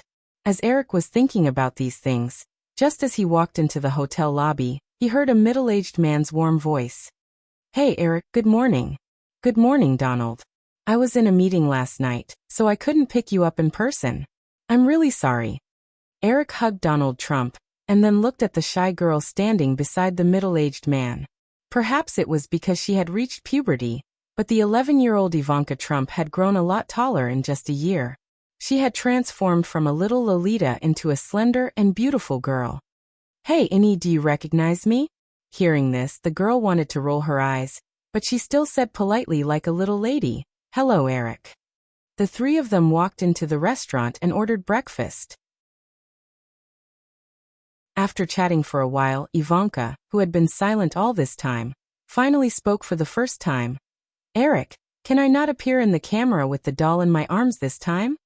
But, Innie, I'm already ready. Ivanka finally couldn't help but roll her eyes. Eric, you're one of the best directors in Hollywood. Can you not do such a childish thing? I'm not a mascot in your movie. Innie, first of all, I have to thank you for your compliment, but this is not childish at all. After Ghost of the Man and Tornado, the audience has just noticed you. If you suddenly change your style and give up the image of a little girl with a doll, it won't have that kind of gimmick effect. A little girl with a doll? That's so boring. God, I actually agreed to do such a boring thing for $100. Eric, I'll return the $100 to you, okay? Eric said with a serious face. Innie, it's not just $100 now. The flight and accommodation expenses for you and your father to and from Hawaii are all provided by the crew." Ivanka looked at her father. Donald Trump nodded with a serious face. "The two of us will have to spend at least $5,000 each. If you don't do it." Faced with her unscrupulous father who was in cahoots with Eric, Ivanka was immediately defeated. The girl even began to doubt her life. Was she really born into a billionaire's family? A few hours later, Ivanka finally appeared at the scene where Dennis the programmer was trading dinosaur embryos with a huge dinosaur plushie.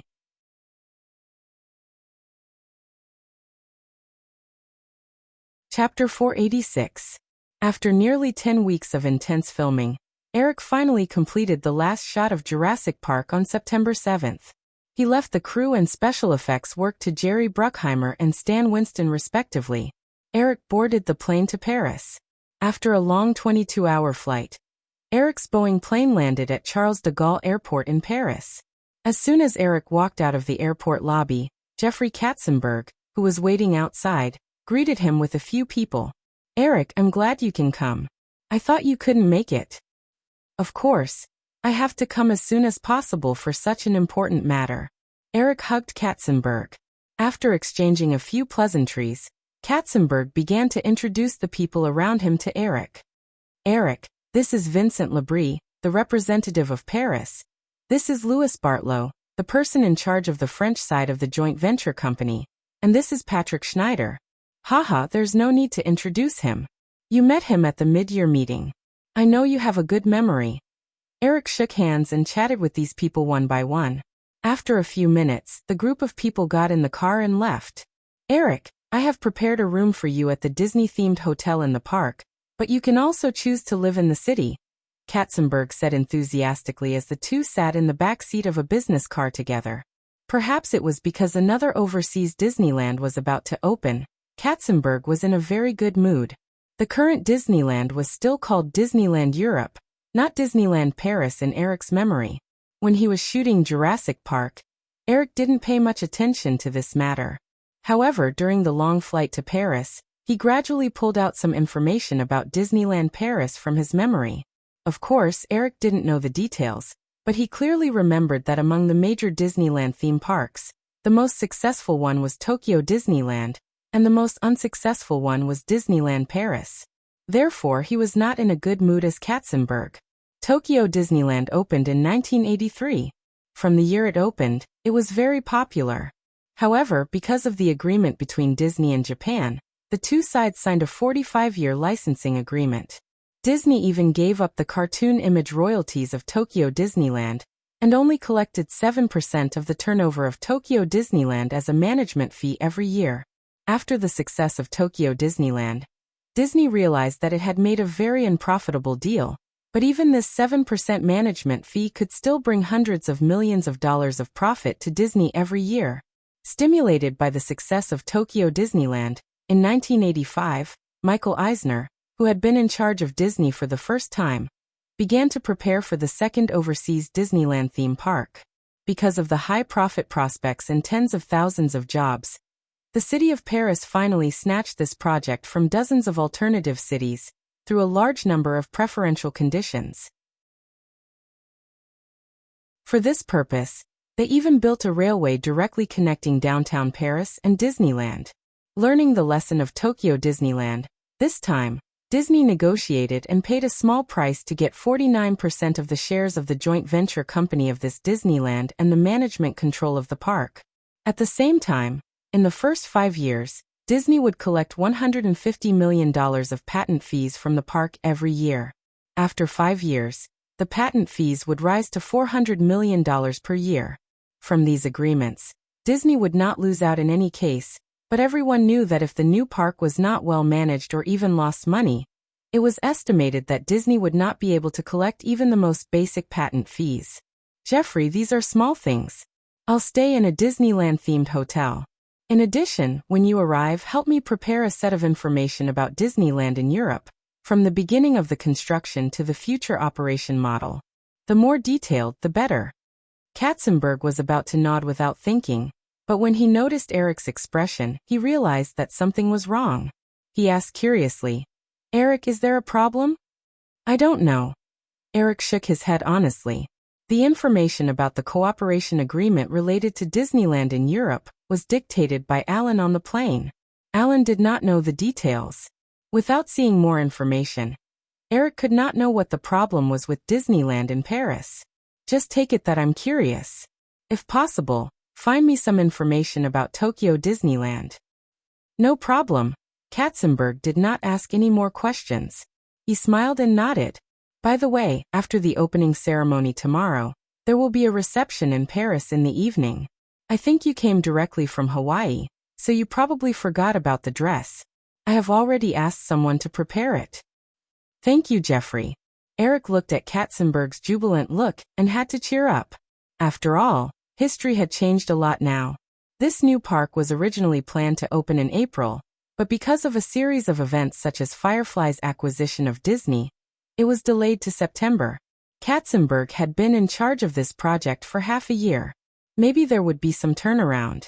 Because he had been in a tense and busy state in Hawaii, and because he had taken a flight for more than 20 hours in a row, Eric took a car to the ancient town of the Marne River on the outskirts of Paris where Disneyland was located. He settled down in the theme hotel and fell asleep directly.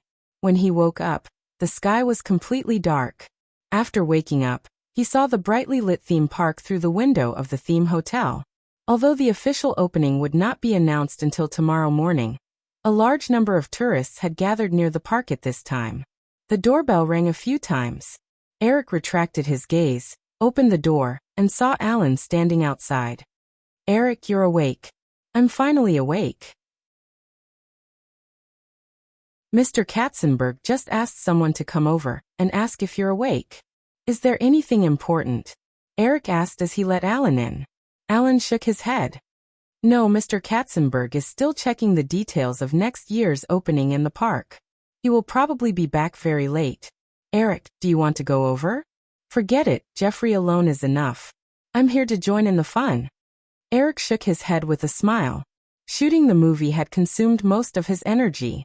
At the same time, he had to control the overall situation of Firefly. Eric didn't want to take care of the company's specific operations. If that happened, he wouldn't be able to do it even if he was divided into several parts. By the way, did you do what I told Jeffrey in the morning? Alan nodded. Mr. Katzenberg sent the information over in the afternoon. Do you need me to bring it over now? Bring it over and prepare dinner for me. I'll just watch it in my room.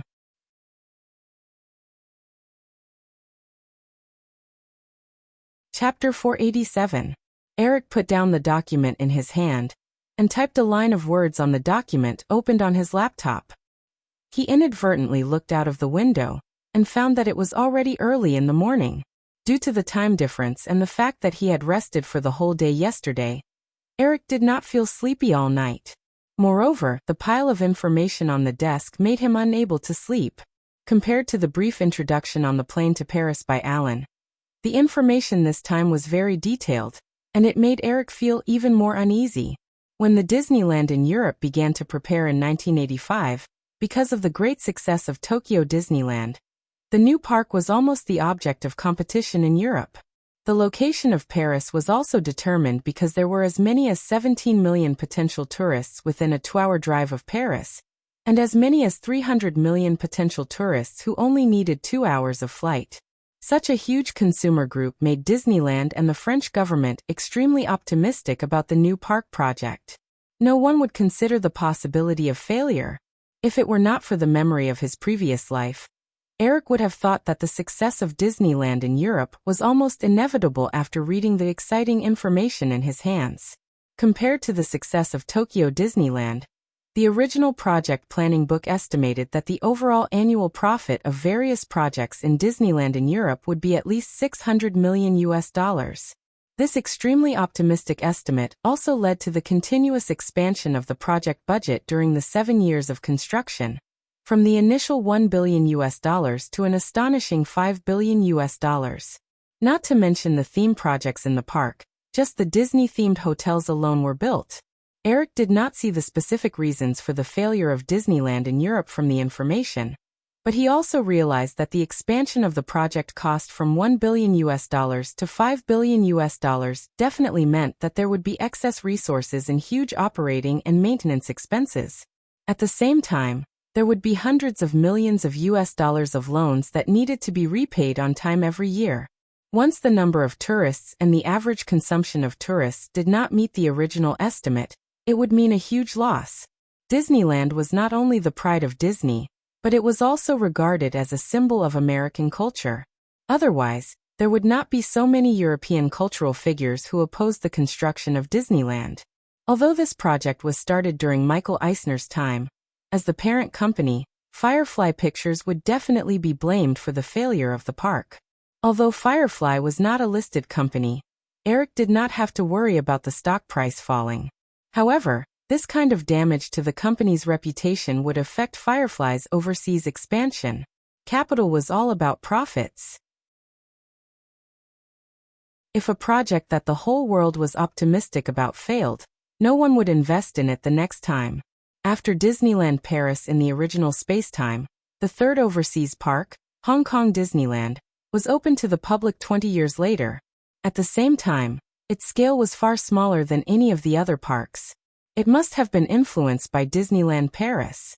Theme parks were a business that any major Hollywood film company attached great importance to. The profits it brought were far greater than the box office profits of the movie, and at the same time, it could improve the brand influence of the film company. Now that he was aware of the possibility of the new park failing, Eric had to take it seriously. He didn't want the influence and profits he created in the film industry to be swallowed up by the losses of Disneyland. Eric copied a survey form made according to the analysis on the information last night to a floppy disk. After he got up and washed up, he left the suite and walked to the restaurant downstairs. When he came to the restaurant, Eric was surprised to find that the whole restaurant was empty. Only a few waiters were cleaning and arranging the tables and chairs. This discovery made Eric feel a little surprised. He looked at his watch. It was already 6:15 in the morning in Paris. September was still summer, so it was not early. Eric also knew that there were many guests in the hotel. It was impossible that no one was eating breakfast. A waitress with a ponytail noticed Eric walking into the restaurant. She walked over and wanted to say something, but she quickly recognized him. "You, Mr. Williams, good morning," the waitress stuttered. She looked a little excited. She wanted to get close to Lu Zhou, but she seemed a little timid. Eric smiled at the girl, picked a seat by the window and sat down. He then said, "Can you give me a menu for breakfast?" The waitress who followed Eric to the table seemed a little embarrassed. She explained in a low voice, "Sorry, Mr. Williams, the restaurant doesn't provide breakfast. If you want, I can go out and buy one for you." Eric frowned. The park was opening today. A large number of tourists were already living in the hotel. It was reasonable to say that the hotel should be fully prepared. Why doesn't it provide breakfast? Is it because it hasn't officially opened? Is it not prepared? Or is it for other reasons? Although Eric's tone did not change, the waitress still felt that Eric was unhappy. In the face of his question, the waitress nervously pinched the corner of her uniform and lowered her head. She was speechless. "Forget it, go and call the manager." Eric waved his hand and looked at the waitress, who turned around and left in a panic. He had a helpless expression. "I don't look like a ferocious big boss at all." A few minutes later, a middle-aged man hurriedly walked into the restaurant with the waitress just now. "Hello, Mr. Williams. I'm Jalal Robinson." Eric stood up and shook hands with the middle-aged man. He pointed to the seat opposite him and gestured for the man to sit down. He then took out a bill from his wallet and looked at the waitress's work tag. "Miss Sophia, right? Can you buy me breakfast? Anything will do." Of course, no problem." The waitress took the bill from Eric and hurriedly left the restaurant. After the waitress left, Eric turned his attention to the hotel manager opposite him. "Mr. Robinson, are you French?" "Yes, Mr. Williams. I was born in Lyon, in the east of France. However, I grew up in Paris," Jalal Robinson replied politely. Eric then realized that the other party's English had a French accent. Eric nodded, then stared into the other party's eyes and said, You must know why I asked Sophia to call you just now. I want to know why. Jalal Robinson faced Eric's gaze without any fear. Instead, his tone was a little unhappy. He said, Mr. Williams, you may have to ask the management team here. I don't know who told them that we Europeans don't eat breakfast. Anyway, Mr. Patrick Schneider personally decided to cancel the hotel's breakfast service. Although the joint venture company's controlling power was in France, the management power was in Disney. Eric knew that the management team of the new park was all Americans. Patrick Schneider was the CEO of Disney in charge of operating Disney Europe. Eric even saw him at the airport yesterday. Mr. Robinson, since this was a mistake, didn't anyone mention it? Of course. Jalal Robinson spread his hands helplessly and angrily. We raised a lot of opinions, such as the hotel's breakfast problem, the problem of the park not providing alcoholic drinks, the parking space, and so on. However, no one listened to these at all.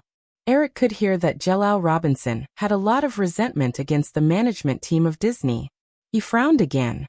After thinking about it, Eric asked again, What about Mr. Jeffrey Katzenberg? Did you raise these problems with him? Even if the original management team was blindly arrogant, Eric knew that Katzenberg was definitely a pragmatic person. He would not fail to notice these problems. Jalal Robinson was stunned. He shook his head and said, No, Mr. Williams, I'm just a lobby manager. I can't talk to Mr. Katzenberg at all. Sensing Jalal Robinson's somewhat dispirited tone, Eric realized that these French employees were probably completely disappointed with the management team. Even if they could get in touch with Katzenberg, they probably no longer had any expectations for the management team of Disney. After thinking about it, Eric said to Jalal Robinson, How about this, Mr. Robinson? Can you write a report and list the problems you know? I'll be staying here for the next few days. Of course, Jalal Robinson knew about Eric's problems. Since he had applied to be an employee of Disneyland, Jalal Robinson certainly wanted to do a good job. Therefore, he did not refuse and readily agreed. Mr. Williams, I'll give it to you as soon as possible. Well, if you can't find me, you can give it to my assistant.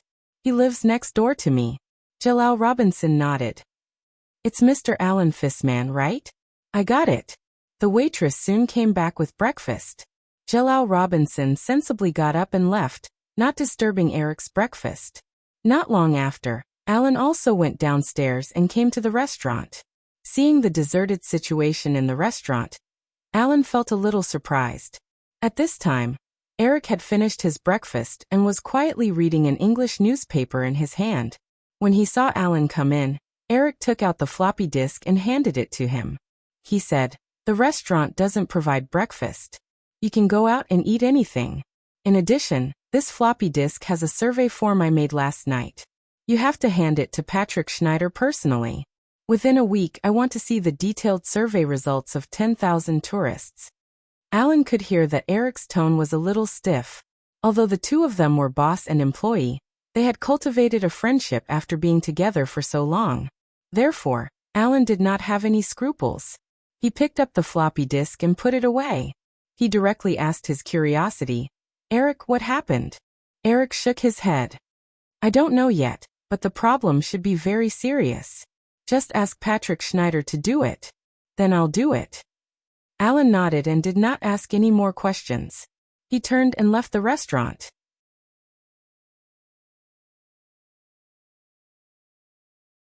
Chapter 488.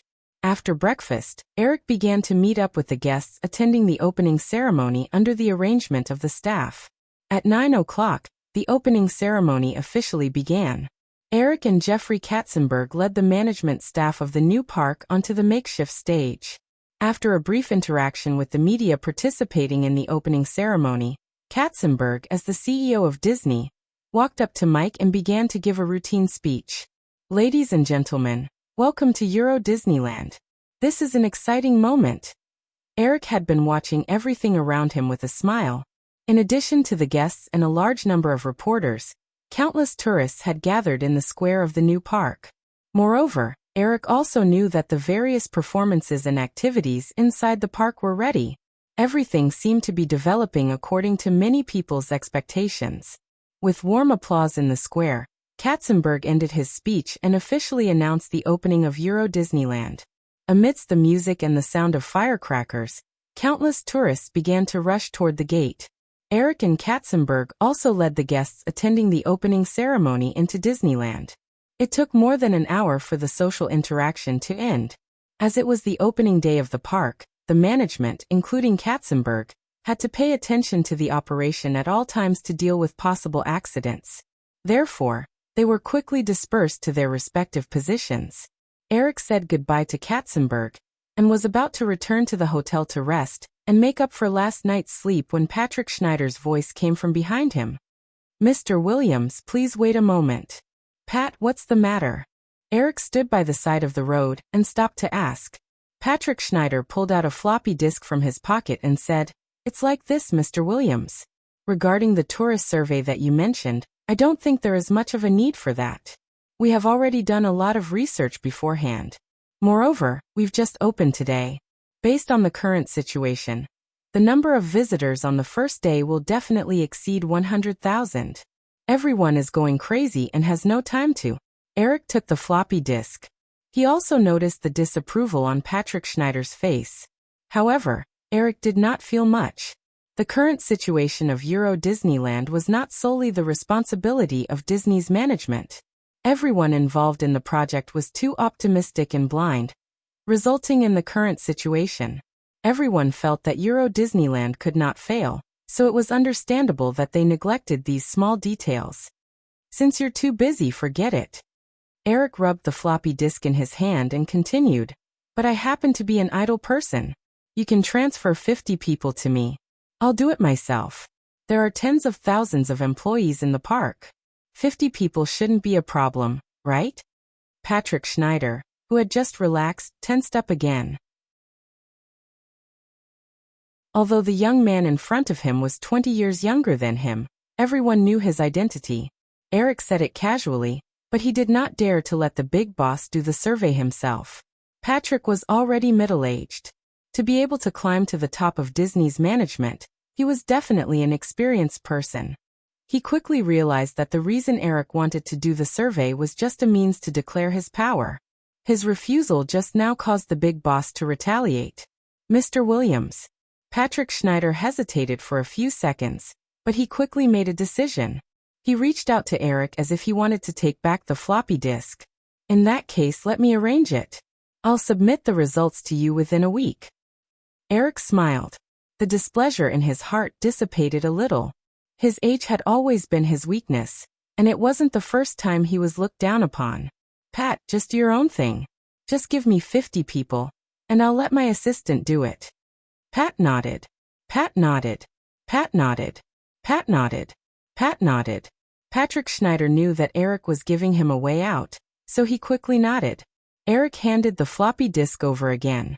Seeing that Patrick Schneider was about to leave, Eric suddenly stopped him and asked, "Pat, do you really think that there are no problems with Disneyland in Europe?" Patrick Schneider, of course, would not be so sure. After thinking for a while, he said, "Mr. Williams, there will definitely be some problems. However, this new park is completely built according to the specifications of Disneyland in America. Even if there are some flaws, there won't be any major problems." Eric had the urge to facepalm. He had almost realized that the biggest problem with Disneyland in Paris was that it was built according to the specifications of Disneyland in America. "Okay, you go do your work.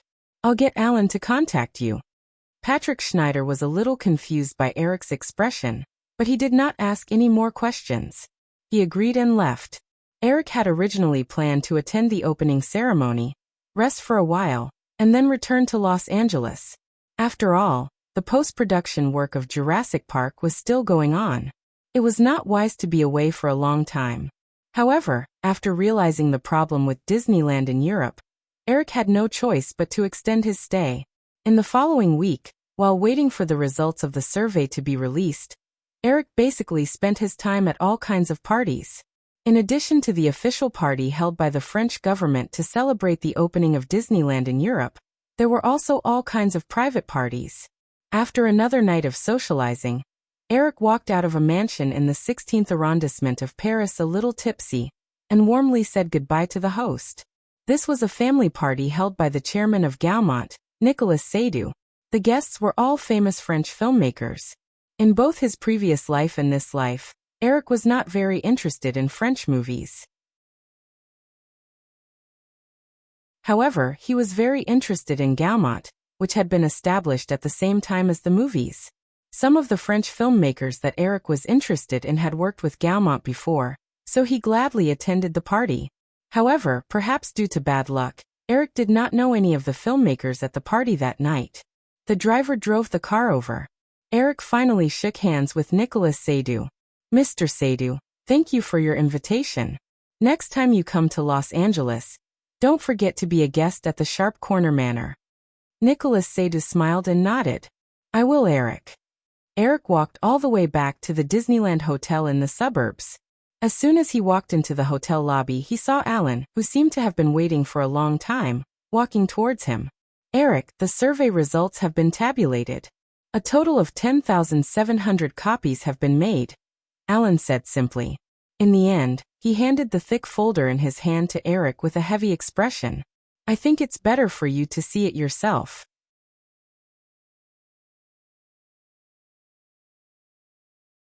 Chapter 489. Seeing Alan's expression, Eric realized that the results of the questionnaire were not optimistic.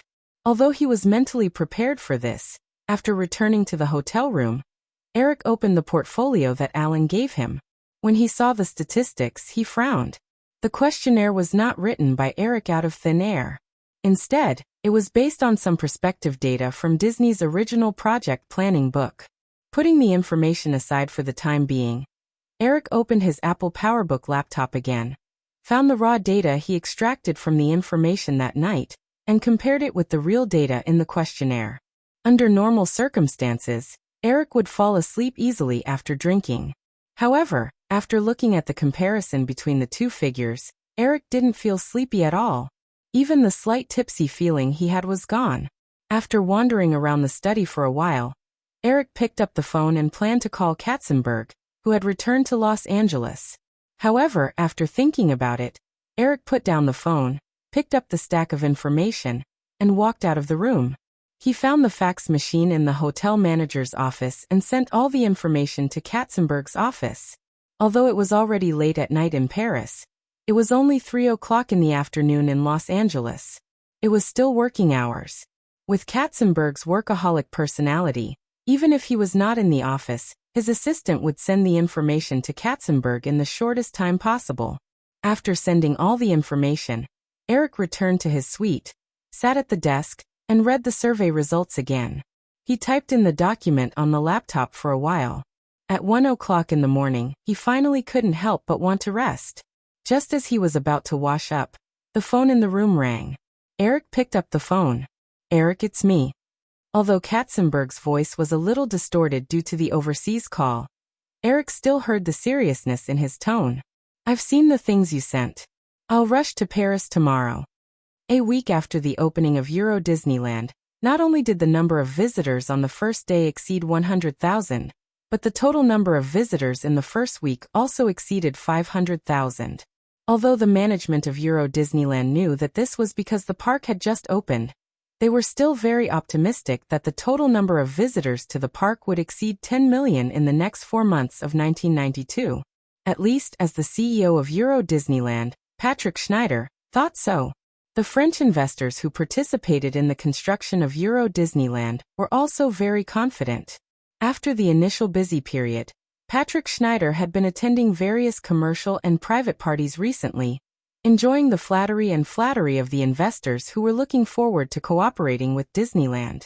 In the banquet hall of the Paris Hilton Hotel adjacent to the Champs-Élysées, another banquet was held. Patrick Schneider was talking with an executive of the Vivendi Group. His assistant hurried through the crowd to his side and made a few gestures to Patrick Schneider with an anxious expression.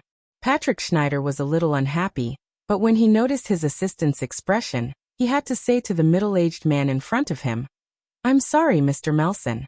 I may have to leave for a while. I will carefully consider the cooperation between Euro Disneyland and C***** TV station." The middle-aged man named Melson also noticed the actions of Patrick Schneider's assistant and tactfully walked away. After Patrick Schneider slightly raised his glass to send the man off, he turned to his assistant. "Carl, what's the matter?" "Mr. Schneider, Mr. Katzenberg is here," the young assistant named Carl said in a somewhat urgent tone. Patrick Schneider raised his eyebrows. "Mr. Katzenberg?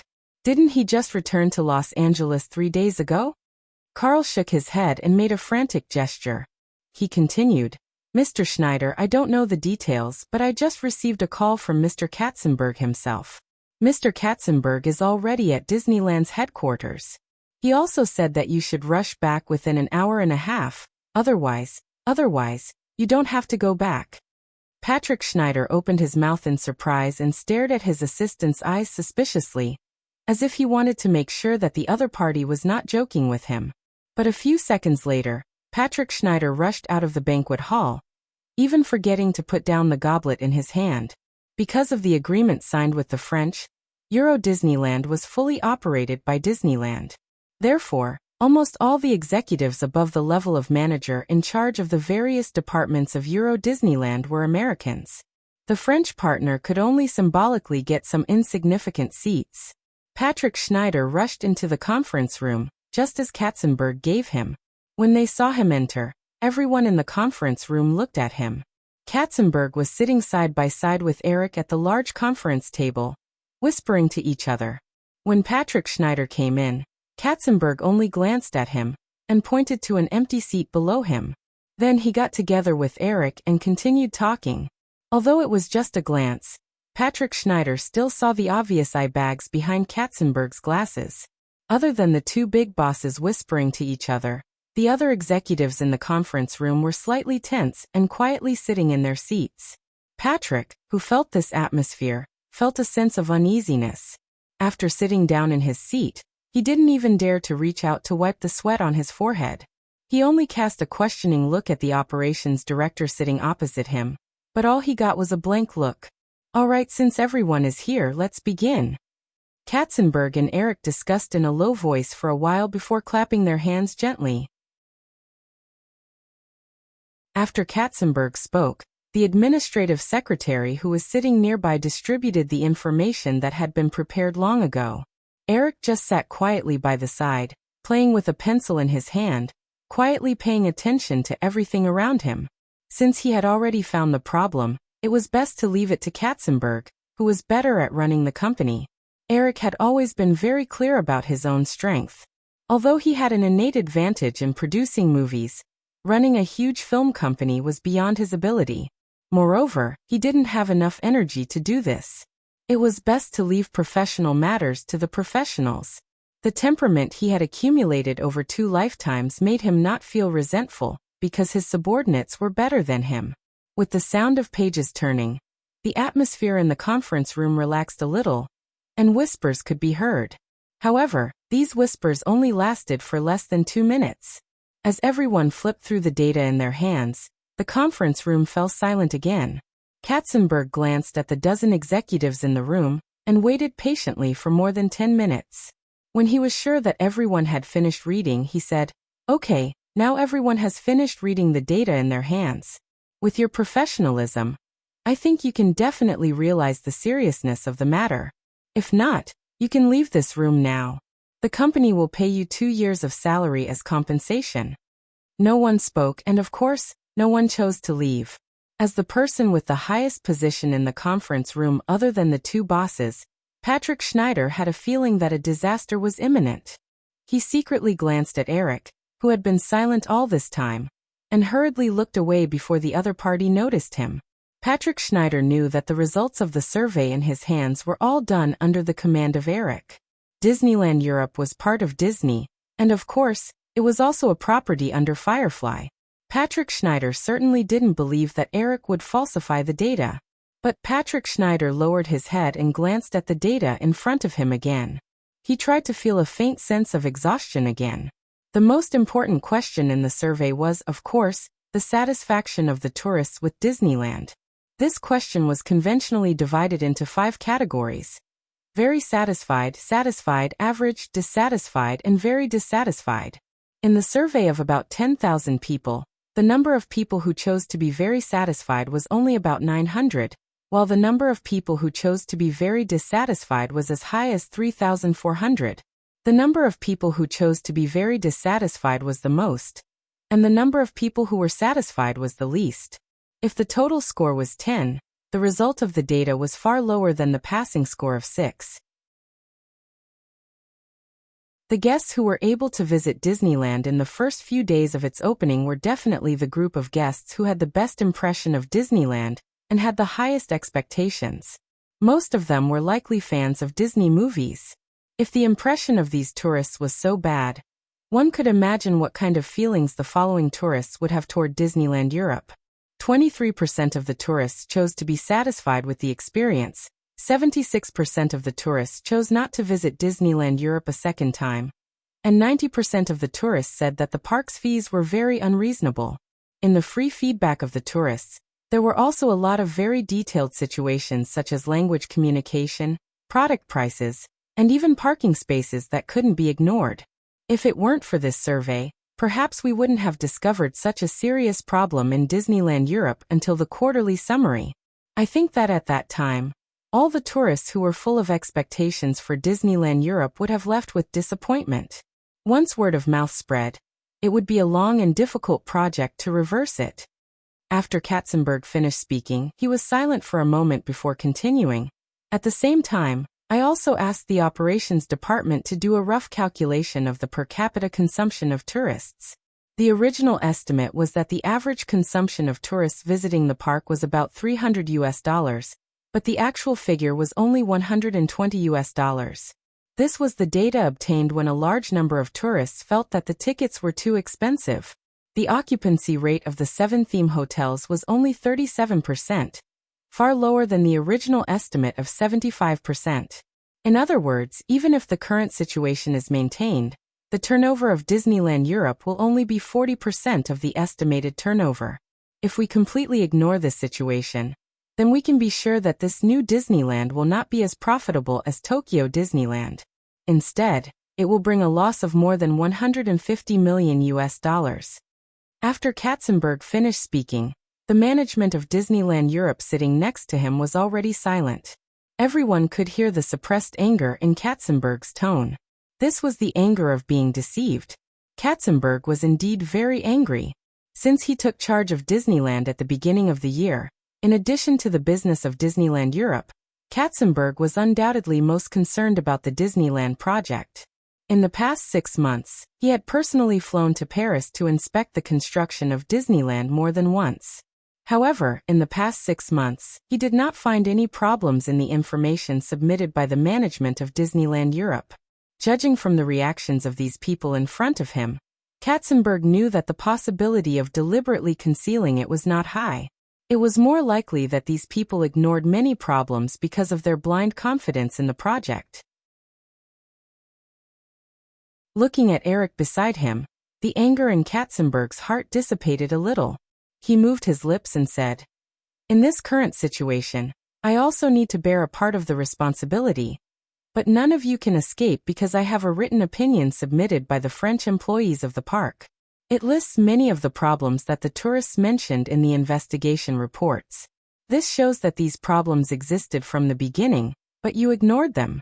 Therefore, as a punishment, everyone present will have their salaries reduced by half for the next 4 months of this year. Of course, I will also bear this punishment with you. If anyone disagrees, my promise is still valid, and you can leave this office now. If you don't agree, I will leave now." The executives in the meeting room looked at each other. Although many of them secretly glanced at Eric, no one dared to point out the mistakes in Katzenberg's words in his anger. At the same time, no one objected to the punishment. Well, in that case, let's move on to the next topic. We'll discuss how to resolve the current situation. Pat, let's start with you. Katzenberg pointed at Patrick Schneider without any hesitation. He had no intention of saving face for the other party. Patrick Schneider adjusted his mood and said, "I think first, we should make appropriate adjustments to the price of the park tickets and theme hotels." The long meeting started at 10 o'clock in the evening and lasted until 4:30 the next morning. With such a serious problem in a large project with a total investment of $5 billion USD, no one present dared to raise any objections. It wasn't until dawn that the administrative secretary in charge of taking notes wrote a thick stack of minutes that the meeting came to an end. After Katzenberg finished his final speech, he said to Eric, who had been silent all night, "Eric, do you have anything to say?" Eric was still holding the pencil in his hand. When he heard Katzenberg's words, he nodded and said, "I have a photo here. I can show it to everyone." As he spoke, he picked up a roll of paper that had been placed by his feet and handed it to the administrative secretary behind him. He motioned for the secretary to hang it on the writing board in the meeting room. Everyone looked at the writing board with strong curiosity. The administrative secretary unfolded the huge photo.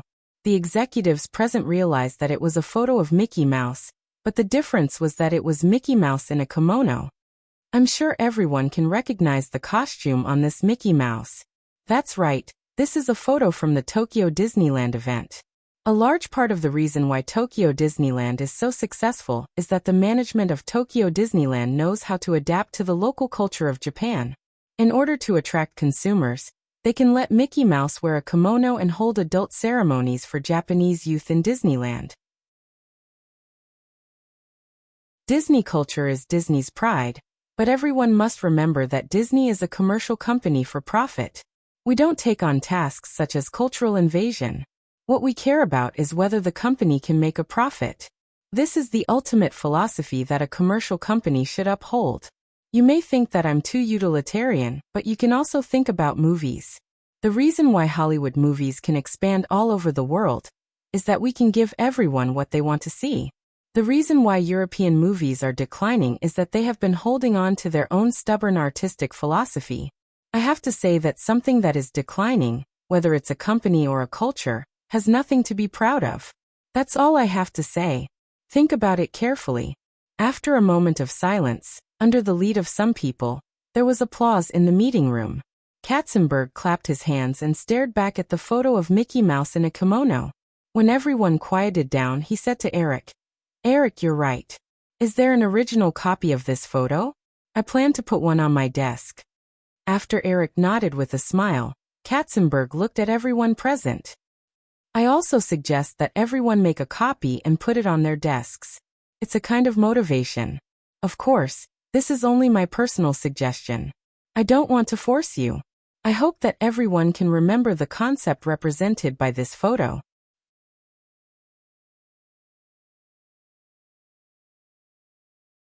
Chapter 490. The day after the all-night meeting, Euro Disneyland, which had just opened for less than 10 days, suddenly announced its temporary closure. The news shocked the entire Europe and quickly spread around the world. The construction of Euro Disneyland took 7 years, and the investment was as high as $5 billion US. This figure was even equivalent to several years of the fiscal revenue of some small European countries. In the 1980s, when the US dollar had not depreciated, it was definitely a world-class project. On the day of the incident, Disney published a clarification and apology statement on the front page of several well-known newspapers in France such as Le Monde, European Times, and Le Figaro. They said that because of a series of problems after the opening of Euro Disneyland, the management decided to temporarily close Euro Disneyland out of the concept of being responsible for the tourists. After careful consideration, the management decided to temporarily close Euro Disneyland and rectify the relevant problems. However, not many people believed this statement, which completely followed the truth. Most media and people were more inclined to believe that there had been a major change in Euro Disneyland. Some irresponsible tabloids published news that an accident had caused dozens of casualties in Euro Disneyland, and this completely fabricated news was approved by many people. Some newspapers that did not know the truth even reprinted it. Within a short day after the news came out, after repeatedly confirming that it was not a prank, countless TV media and newspaper reporters from all over the world boarded flights to Paris, trying to find out the truth. The French government also expressed strong concern about the matter through a press conference on the day of the incident. Jacques Chirac, the mayor of Paris at the time, immediately met with Eric Williams, the chairman of Firefly Pictures, and Jeffrey Katzenberg, the CEO of Disney, to personally ask about the reason for the closure of Euro Disneyland. Coming out of the mayor's office, Eric and Katzenberg got into a black car together. After 2 days of busy work, even Katzenberg, who had always been known for his energy, could clearly see that he was exhausted. Eric leaned back in his seat and narrowed his eyes. Suddenly, there was the sound of a can being opened next to him. Eric opened his eyes reluctantly and saw that Katzenberg had just opened a can of refreshing coffee. He remembered a joke about Katzenberg, and the corners of his mouth could not help but curl up slightly. "Eric, do you want it?" Katzenberg asked in a low voice. Eric shook his head. Even if he was given a stimulant right now, he wouldn't be able to lift his spirits. Since the night before yesterday, the two of them had not had a good rest. Eric felt that his biological clock had completely collapsed. He was even a little envious of Katzenberg's energy. When this guy felt tired, he could drink a bottle of refreshing drink and be revived. It was even more effective than the red and blue potions in the game. The decision to temporarily close Disneyland Europe was also the result of a careful discussion between the two. The problem with Disneyland Europe was already very serious. It was difficult to predict the effect of conservative management and rectification, and the cycle would be correspondingly prolonged. In this case, it was better to make a big move. Even if it could not completely solve the problem, the attention this series of actions would attract could be used for world-class publicity and marketing, and it would not cost any money.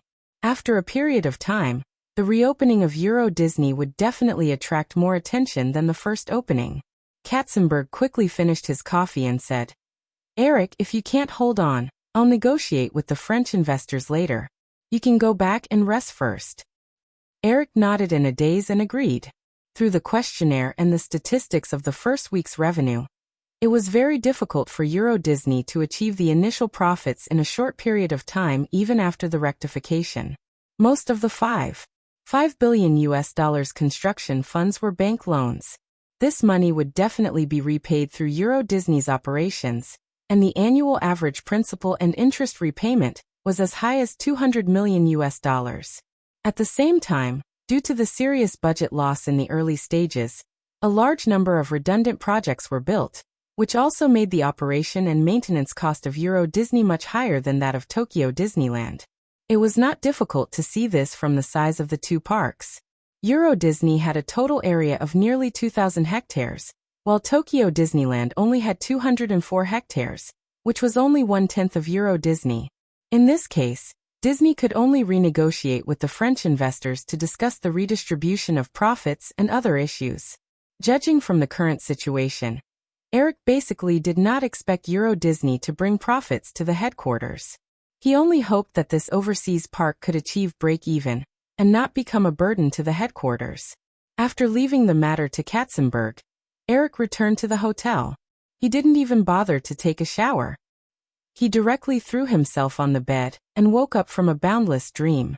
The window was dark again.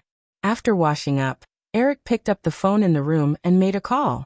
Only then did he go to the restaurant downstairs.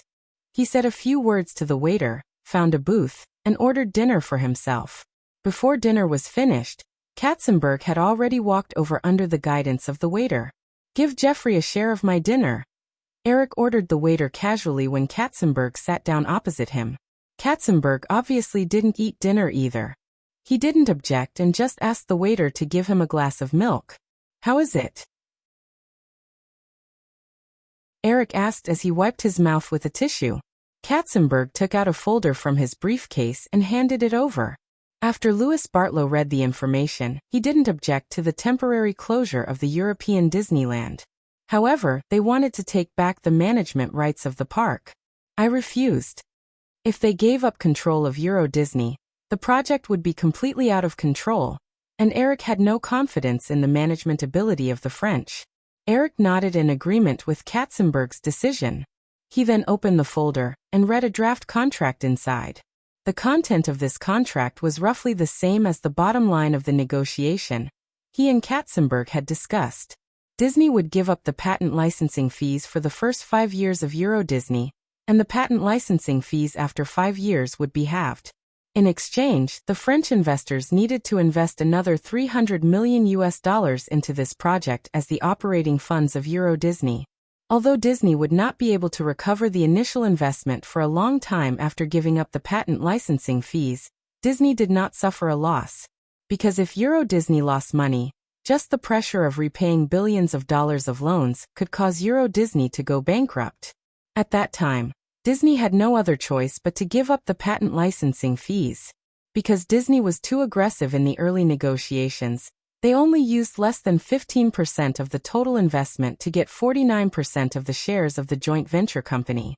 Most of this money came from a loan specially approved by the French government. This meant that once Euro Disney did not achieve the expected profits, Disney's strong position would be reversed. At that time, not only would the French investors not pay any more money, but they would even need Disney's headquarters to provide funding. Now, by giving up the seemingly generous condition of the patent licensing fees and obtaining another $300 million of operating funds from the French investors, Disney could be said to have made a huge profit. After hurriedly reading the new contract, Eric continued to eat his dinner. The waiter also served Katzenberg's dinner. After dinner, the two did not leave. The waiter took the initiative to remove the tableware and served coffee. Eric said to Katzenberg, "Although the management rights of the park can't be handed over to them, we still have to let them participate as much as possible in this management adjustment. You can see from the report that the manager gave me that many problems were obvious, but our team obviously ignored them." "I know this." Katzenberg watched the waiter pour him a cup of coffee, but he just pushed the coffee aside casually. He did not intend to drink it again. Obviously, he was a little drunk these 2 days. "Eric, I will stay here personally until the park reopens and gets on the right track." The movies in the United States at the end of the year have all been confirmed. Although Frank is a little conservative, there won't be any mistakes. It's not a big problem for him to temporarily take over the business of Disney's headquarters. Well, I wanted to tell you about this yesterday, but I was so busy that I forgot about it. It's good that you're here. However, I have also been thinking about a problem these 2 days. The problem of changing the name of the park. Katzenberg looked at Eric suspiciously and made a rare joke.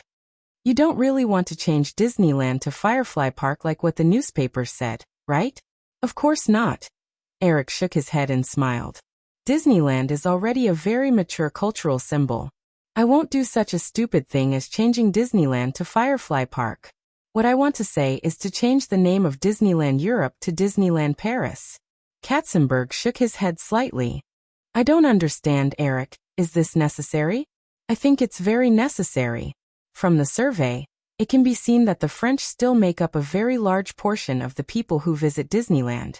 Moreover, the so-called 300 million potential tourists within the 2-hour flight is not very realistic now. These 300 million people are obviously not as enthusiastic about Disneyland as we thought. Other than the French, most of the tourists who came to visit in the first week are tourists from the nearest countries to France. In that case, we might as well focus on the French tourists who have the most spending potential. Since the French are so proud, we should cater to their tastes. Changing the name is just one thing. Also, we have already discussed and decided that French, which the French consider to be a superior language, will be the first language of the park. English will be the second choice. In addition, the park's projects and activities must also pay attention to the integration of French culture, just like the Mickey Mouse photo I showed you 2 days ago. Katzenberg was somewhat convinced by Eric, but he still asked, "Won't it be too abrupt and obvious if we suddenly change the name?" Eric smiled and said, "That depends on the media and public relations methods of the operations department. Then I'll get them to come up with a plan as soon as possible." Katzenberg nodded. "What about you, Eric? When are you going back?" "Jurassic Park is still in post-production. You can't leave for too long, right?" "I'll stay for a few more days. The post-production work is personally handled by Stan. He participated in most of the production process of the movie. He already knows what effect I want. There won't be any problems. If he can let go of the management of the digital domain, I even plan to give the sequel to him to direct." Katzenberg knew that Firefly was expected to shoot 3 Jurassic Park movies. He was surprised to hear this. You're not going to direct the sequel yourself? Eric shrugged. It depends. I'm not sure myself. The two were chatting casually when there was a rush of footsteps not far away. Eric had just turned his head when Alan was already in front of him.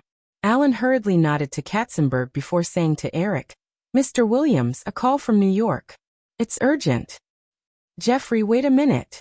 Let's continue talking after I finish the call, Eric said to Katzenberg and got up to leave with Alan.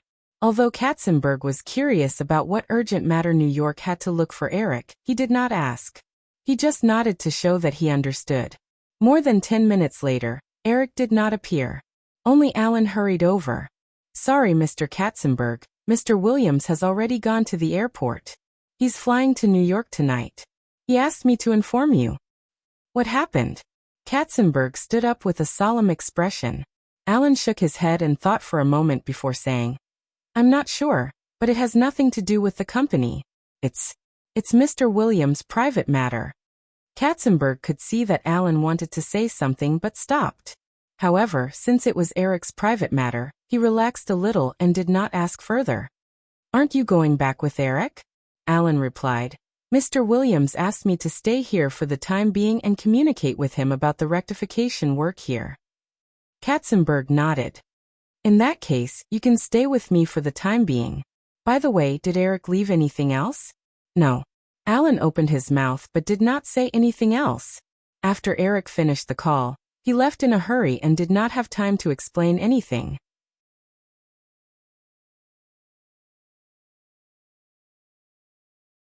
Chapter 491. After passing through the VIP passageway of JFK Airport, Eric, who only brought 2 attendants, directly got into the car that came to pick him up. After the car started, Caper, who was sitting next to Eric, said, Miss Pakula accepted an action movie from Universal. She plays the role of a female FBI agent. Charlie told me that when Miss Pakula accepted this movie, she requested that the female lead scenes be completed within a month. In order to accommodate this condition, Universal extended the working hours every day. Eric simply nodded and interrupted Caper. Caper, you know I don't care about these things. Caper paused for a moment before saying, she only fainted because she was overworked during her pregnancy, which led to hypoglycemia. The doctor has already done a checkup. It's nothing serious. She just needs to rest well. After hesitating for a moment, Caper added, the child is fine too.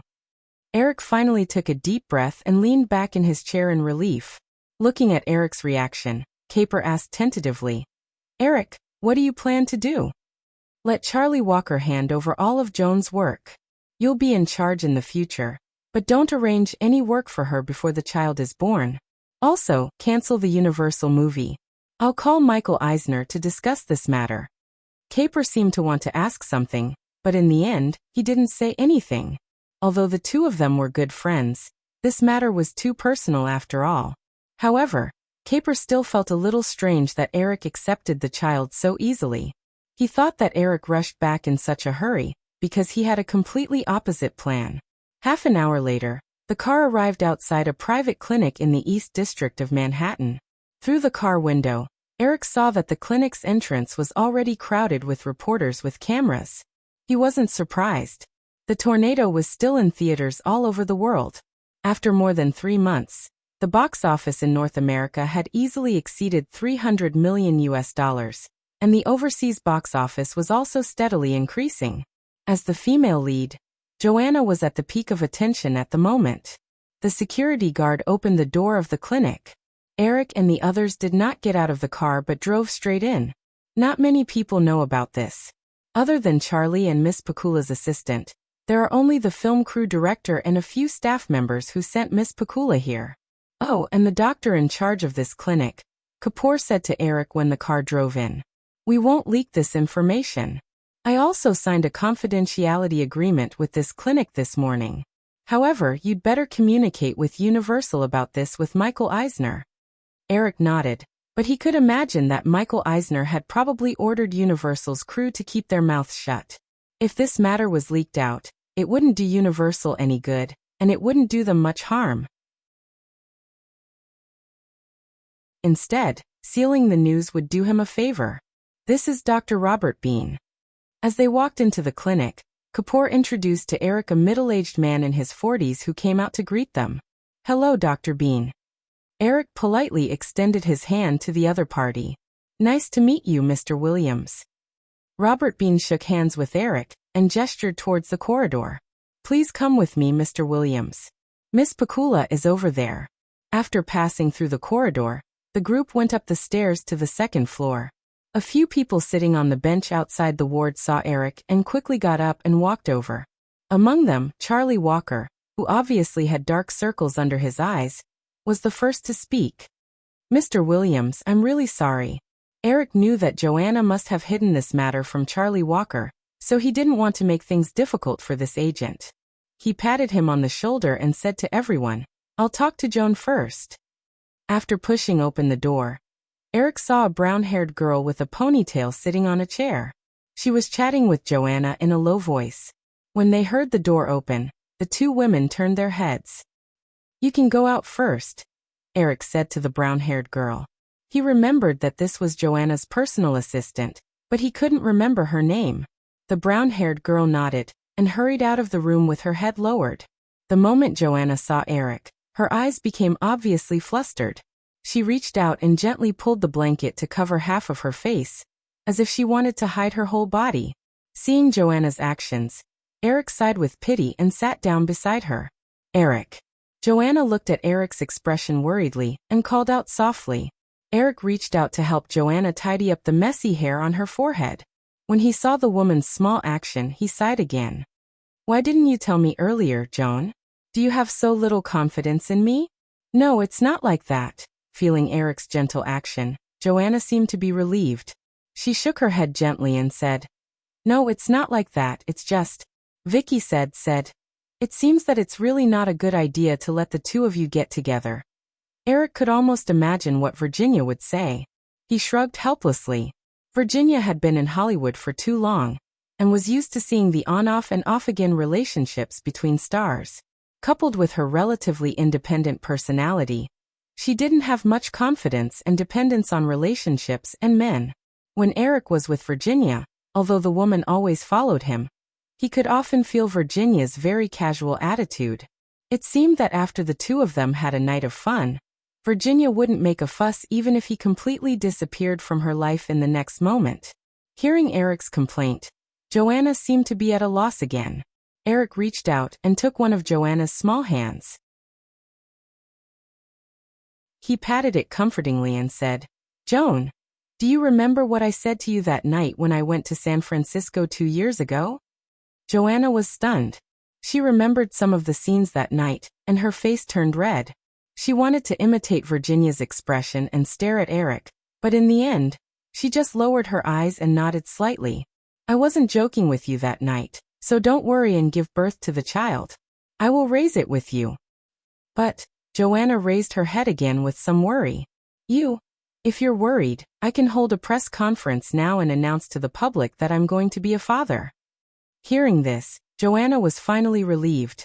What she was most worried about was that Eric would refuse to acknowledge the child or keep hiding the child's identity from the public. If this was the case, the child would definitely not have a good growth environment, because material protection was definitely not enough for a child to grow up healthily. Eric, it's fine as long as you accept the child. Forget about the press conference. I don't want the media to pay attention to it so early. Eric saw that Joanna finally had a relieved expression on her face, and was relieved. Okay, I'll do whatever you say. You're the boss now. Joanna smiled softly with a little sweetness. She stroked her abdomen through the quilt and acted coquettishly. Eric, I'm hungry. What do you want to eat? I'll make it for you personally. It doesn't taste good. Okay, I'll call your assistant in. Let her make whatever you want to eat. I still have to talk to the doctor and Kapoor. Joanna nodded and said, Eric, my scenes in that movie will be finished in a week. I plan to. Forget about the movie. You just focus on taking care of the baby. Leave the rest to me. Seeing that Eric was about to get up and leave, Joanna struggled in her heart.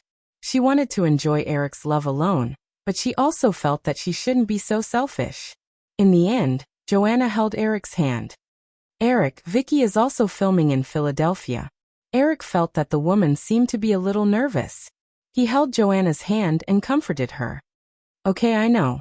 When she's done filming, I'll ask her to be your nanny.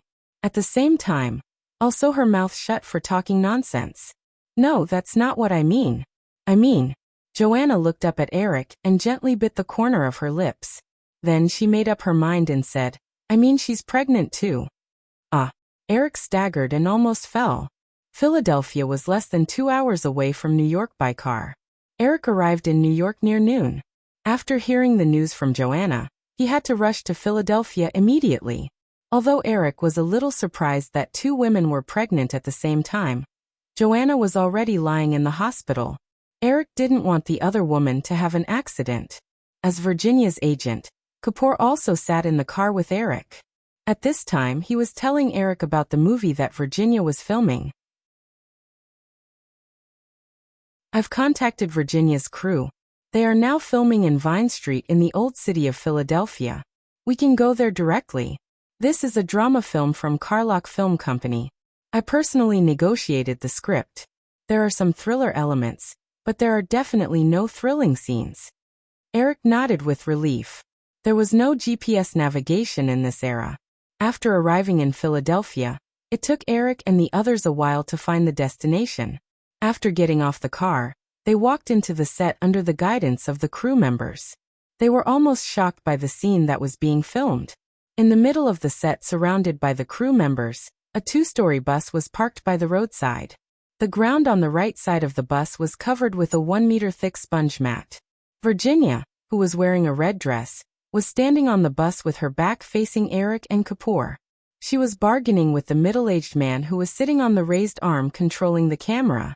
Mr. Pine, this is definitely the only time. No matter what, I won't fall a second time. If you don't do a good job, you can use a substitute next time. The middle-aged man who was adjusting the camera was also a straightforward person. He waved his hand decisively. Don't worry, Miss Matson. I'll control the camera myself. There won't be any mistakes. Okay, all departments, pay attention. The actors are in position, the script. Eric suppressed the urge to rub his forehead. Is the little girl standing on the bus really pregnant? This is too out of place.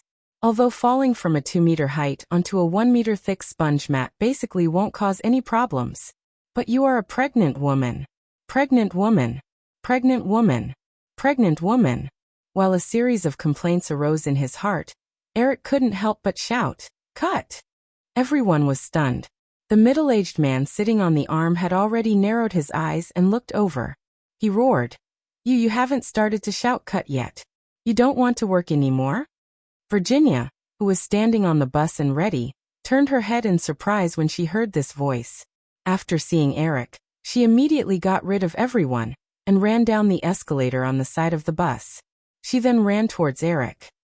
"Kapoor, I'll leave the rest to you," Eric said to Kapoor when he saw Virginia approaching. Then he pulled the woman's little hand and walked out with a dark face. Actually, he wanted to pull her ear.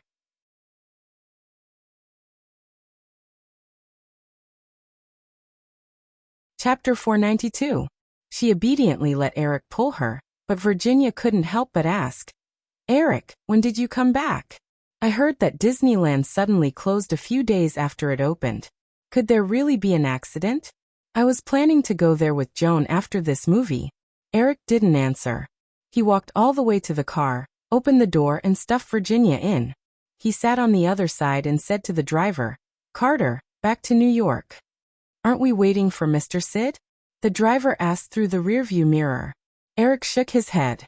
Kapoor had to negotiate with the director about Virginia's contract. This wasn't something that could be done in a short time, but Eric didn't have time to wait here. The driver saw Eric's expression and started the car. Eric raised the fender and turned to look at the woman beside him. Virginia finally noticed Eric's expression, and she had a bad feeling. She moved to the other side and whispered, I'm still working." Eric pointed at the double-decker bus not far away. He suppressed his anger and raised his voice. "Is that what you should be doing now?" Virginia shrunk her neck and blinked a few times. She understood. You know?" Eric grunted in annoyance. I didn't mean to hide it from you. I was going to tell you after you finished filming Jurassic Park. Who knew you would go to France again? Virginia explained in a low voice as if she was talking to herself. Suddenly, she raised her eyebrows. It must be Joan. I should have known not to tell her. She has no position. Joan is in the hospital now. Eric glared at the woman. Virginia immediately stopped her condemnation and asked with concern. What happened? What happened to her? Same as you. Virginia was stunned for a moment. She opened her mouth and didn't know what to say. After a while, she finally gritted her teeth and said, Traitor, liar, I want to cut ties with her. She's so bad. I told her everything, but she didn't tell me that she was pregnant. It's not like you don't know Joan's personality. She's the kind of person who lacks a sense of security. How would she dare to tell others about such a sudden thing? You're biased. I'm pregnant too, but you're still siding with her. Why are they here again? When Eric heard this, a helpless expression immediately appeared on his face. 2 hours later, Eric brought Virginia back to Long Island, east of New York. Joanna's private clinic in Manhattan was already surrounded by reporters. Even though she had signed a confidentiality agreement with the doctor, Eric was still worried about bringing a pregnant woman there. After asking Virginia a few questions, the woman told him about another private clinic that she had been doing checkups in the small town of Southampton. Mr. Williams, look, this is the fetus. In the ultrasound room, a middle-aged female doctor was operating the equipment while pointing at the image on the color screen. Virginia, who was lying next to him, also turned her head to look. Eric looked at the glass ball-sized little guy curled up on the doctor's fingertips and had a very strange feeling in his heart. He was going to have another child in this world. When the female doctor saw Eric's expression, she thought that Eric felt a little incredulous, like many parents who saw the ultrasound image. She smiled and explained, Mr. Williams, fetuses around 9 weeks are like this. They have just developed the basic fetal form. Although they look very small, they will develop into a very cute baby in about 30 weeks. Eric smiled and nodded. It took more than an hour to finish the examination. Because of Eric's attitude from the beginning until now, Virginia was completely relieved. She waved the examination report to Eric as if she was asking for credit. I told you the little guy is very healthy. But you can't jump out of the car. Eric remembered the scene he saw a few hours ago. Virginia stuck out her tongue embarrassedly. She held Eric's arm and walked out of the clinic together. She explained, I used a stunt double before, but the director said that the effect wasn't very good. He wanted to shoot a frontal shot. I couldn't resist his persuasion, but I thought that there was no danger, so I agreed. You don't have to shoot this movie. I'll take care of the rest. Virginia rubbed Eric's shoulder and smiled. Okay, you have money anyway, haha. Eric first sent Virginia to her nest in Southampton, then went to Manhattan to pick up Joanna. After a detailed examination and 24 hours of observation in the clinic, Joanna was smoothly discharged from the hospital without any problems. In order to get rid of the crowds of reporters, Eric had to temporarily rent a helicopter. Fortunately, the helicopter rental business in the United States was very developed, so it didn't take too much effort. Although Virginia swore that she would break up with Joanna, when she saw Joanna's apologetic pale face, the little flame in her heart quickly disappeared without a trace. After a busy day, after settling the two women, Eric was finally able to find time to work. Disneyland in Paris, the post-production of Jurassic Park in Los Angeles, the operation of Firefly, and so on. All kinds of messy affairs piled up together. And it took him 2 hours just to make a phone call. Eric was even more looking forward to the establishment of the online email company as soon as possible, so that he could use the convenient and fast email to deal with all kinds of information. Seeing Eric put down the phone, Virginia immediately pulled Joanna over. Eric, look, Joan and I picked the names together. If it's a boy, it'll be Kevin. If it's a girl, it'll be Angela. What do you think? Whatever. It's just a name, Eric said casually as he leaned on the sofa and took Virginia's writing board. Noticing the woman's slightly pulled down mouth, Eric immediately changed his tone.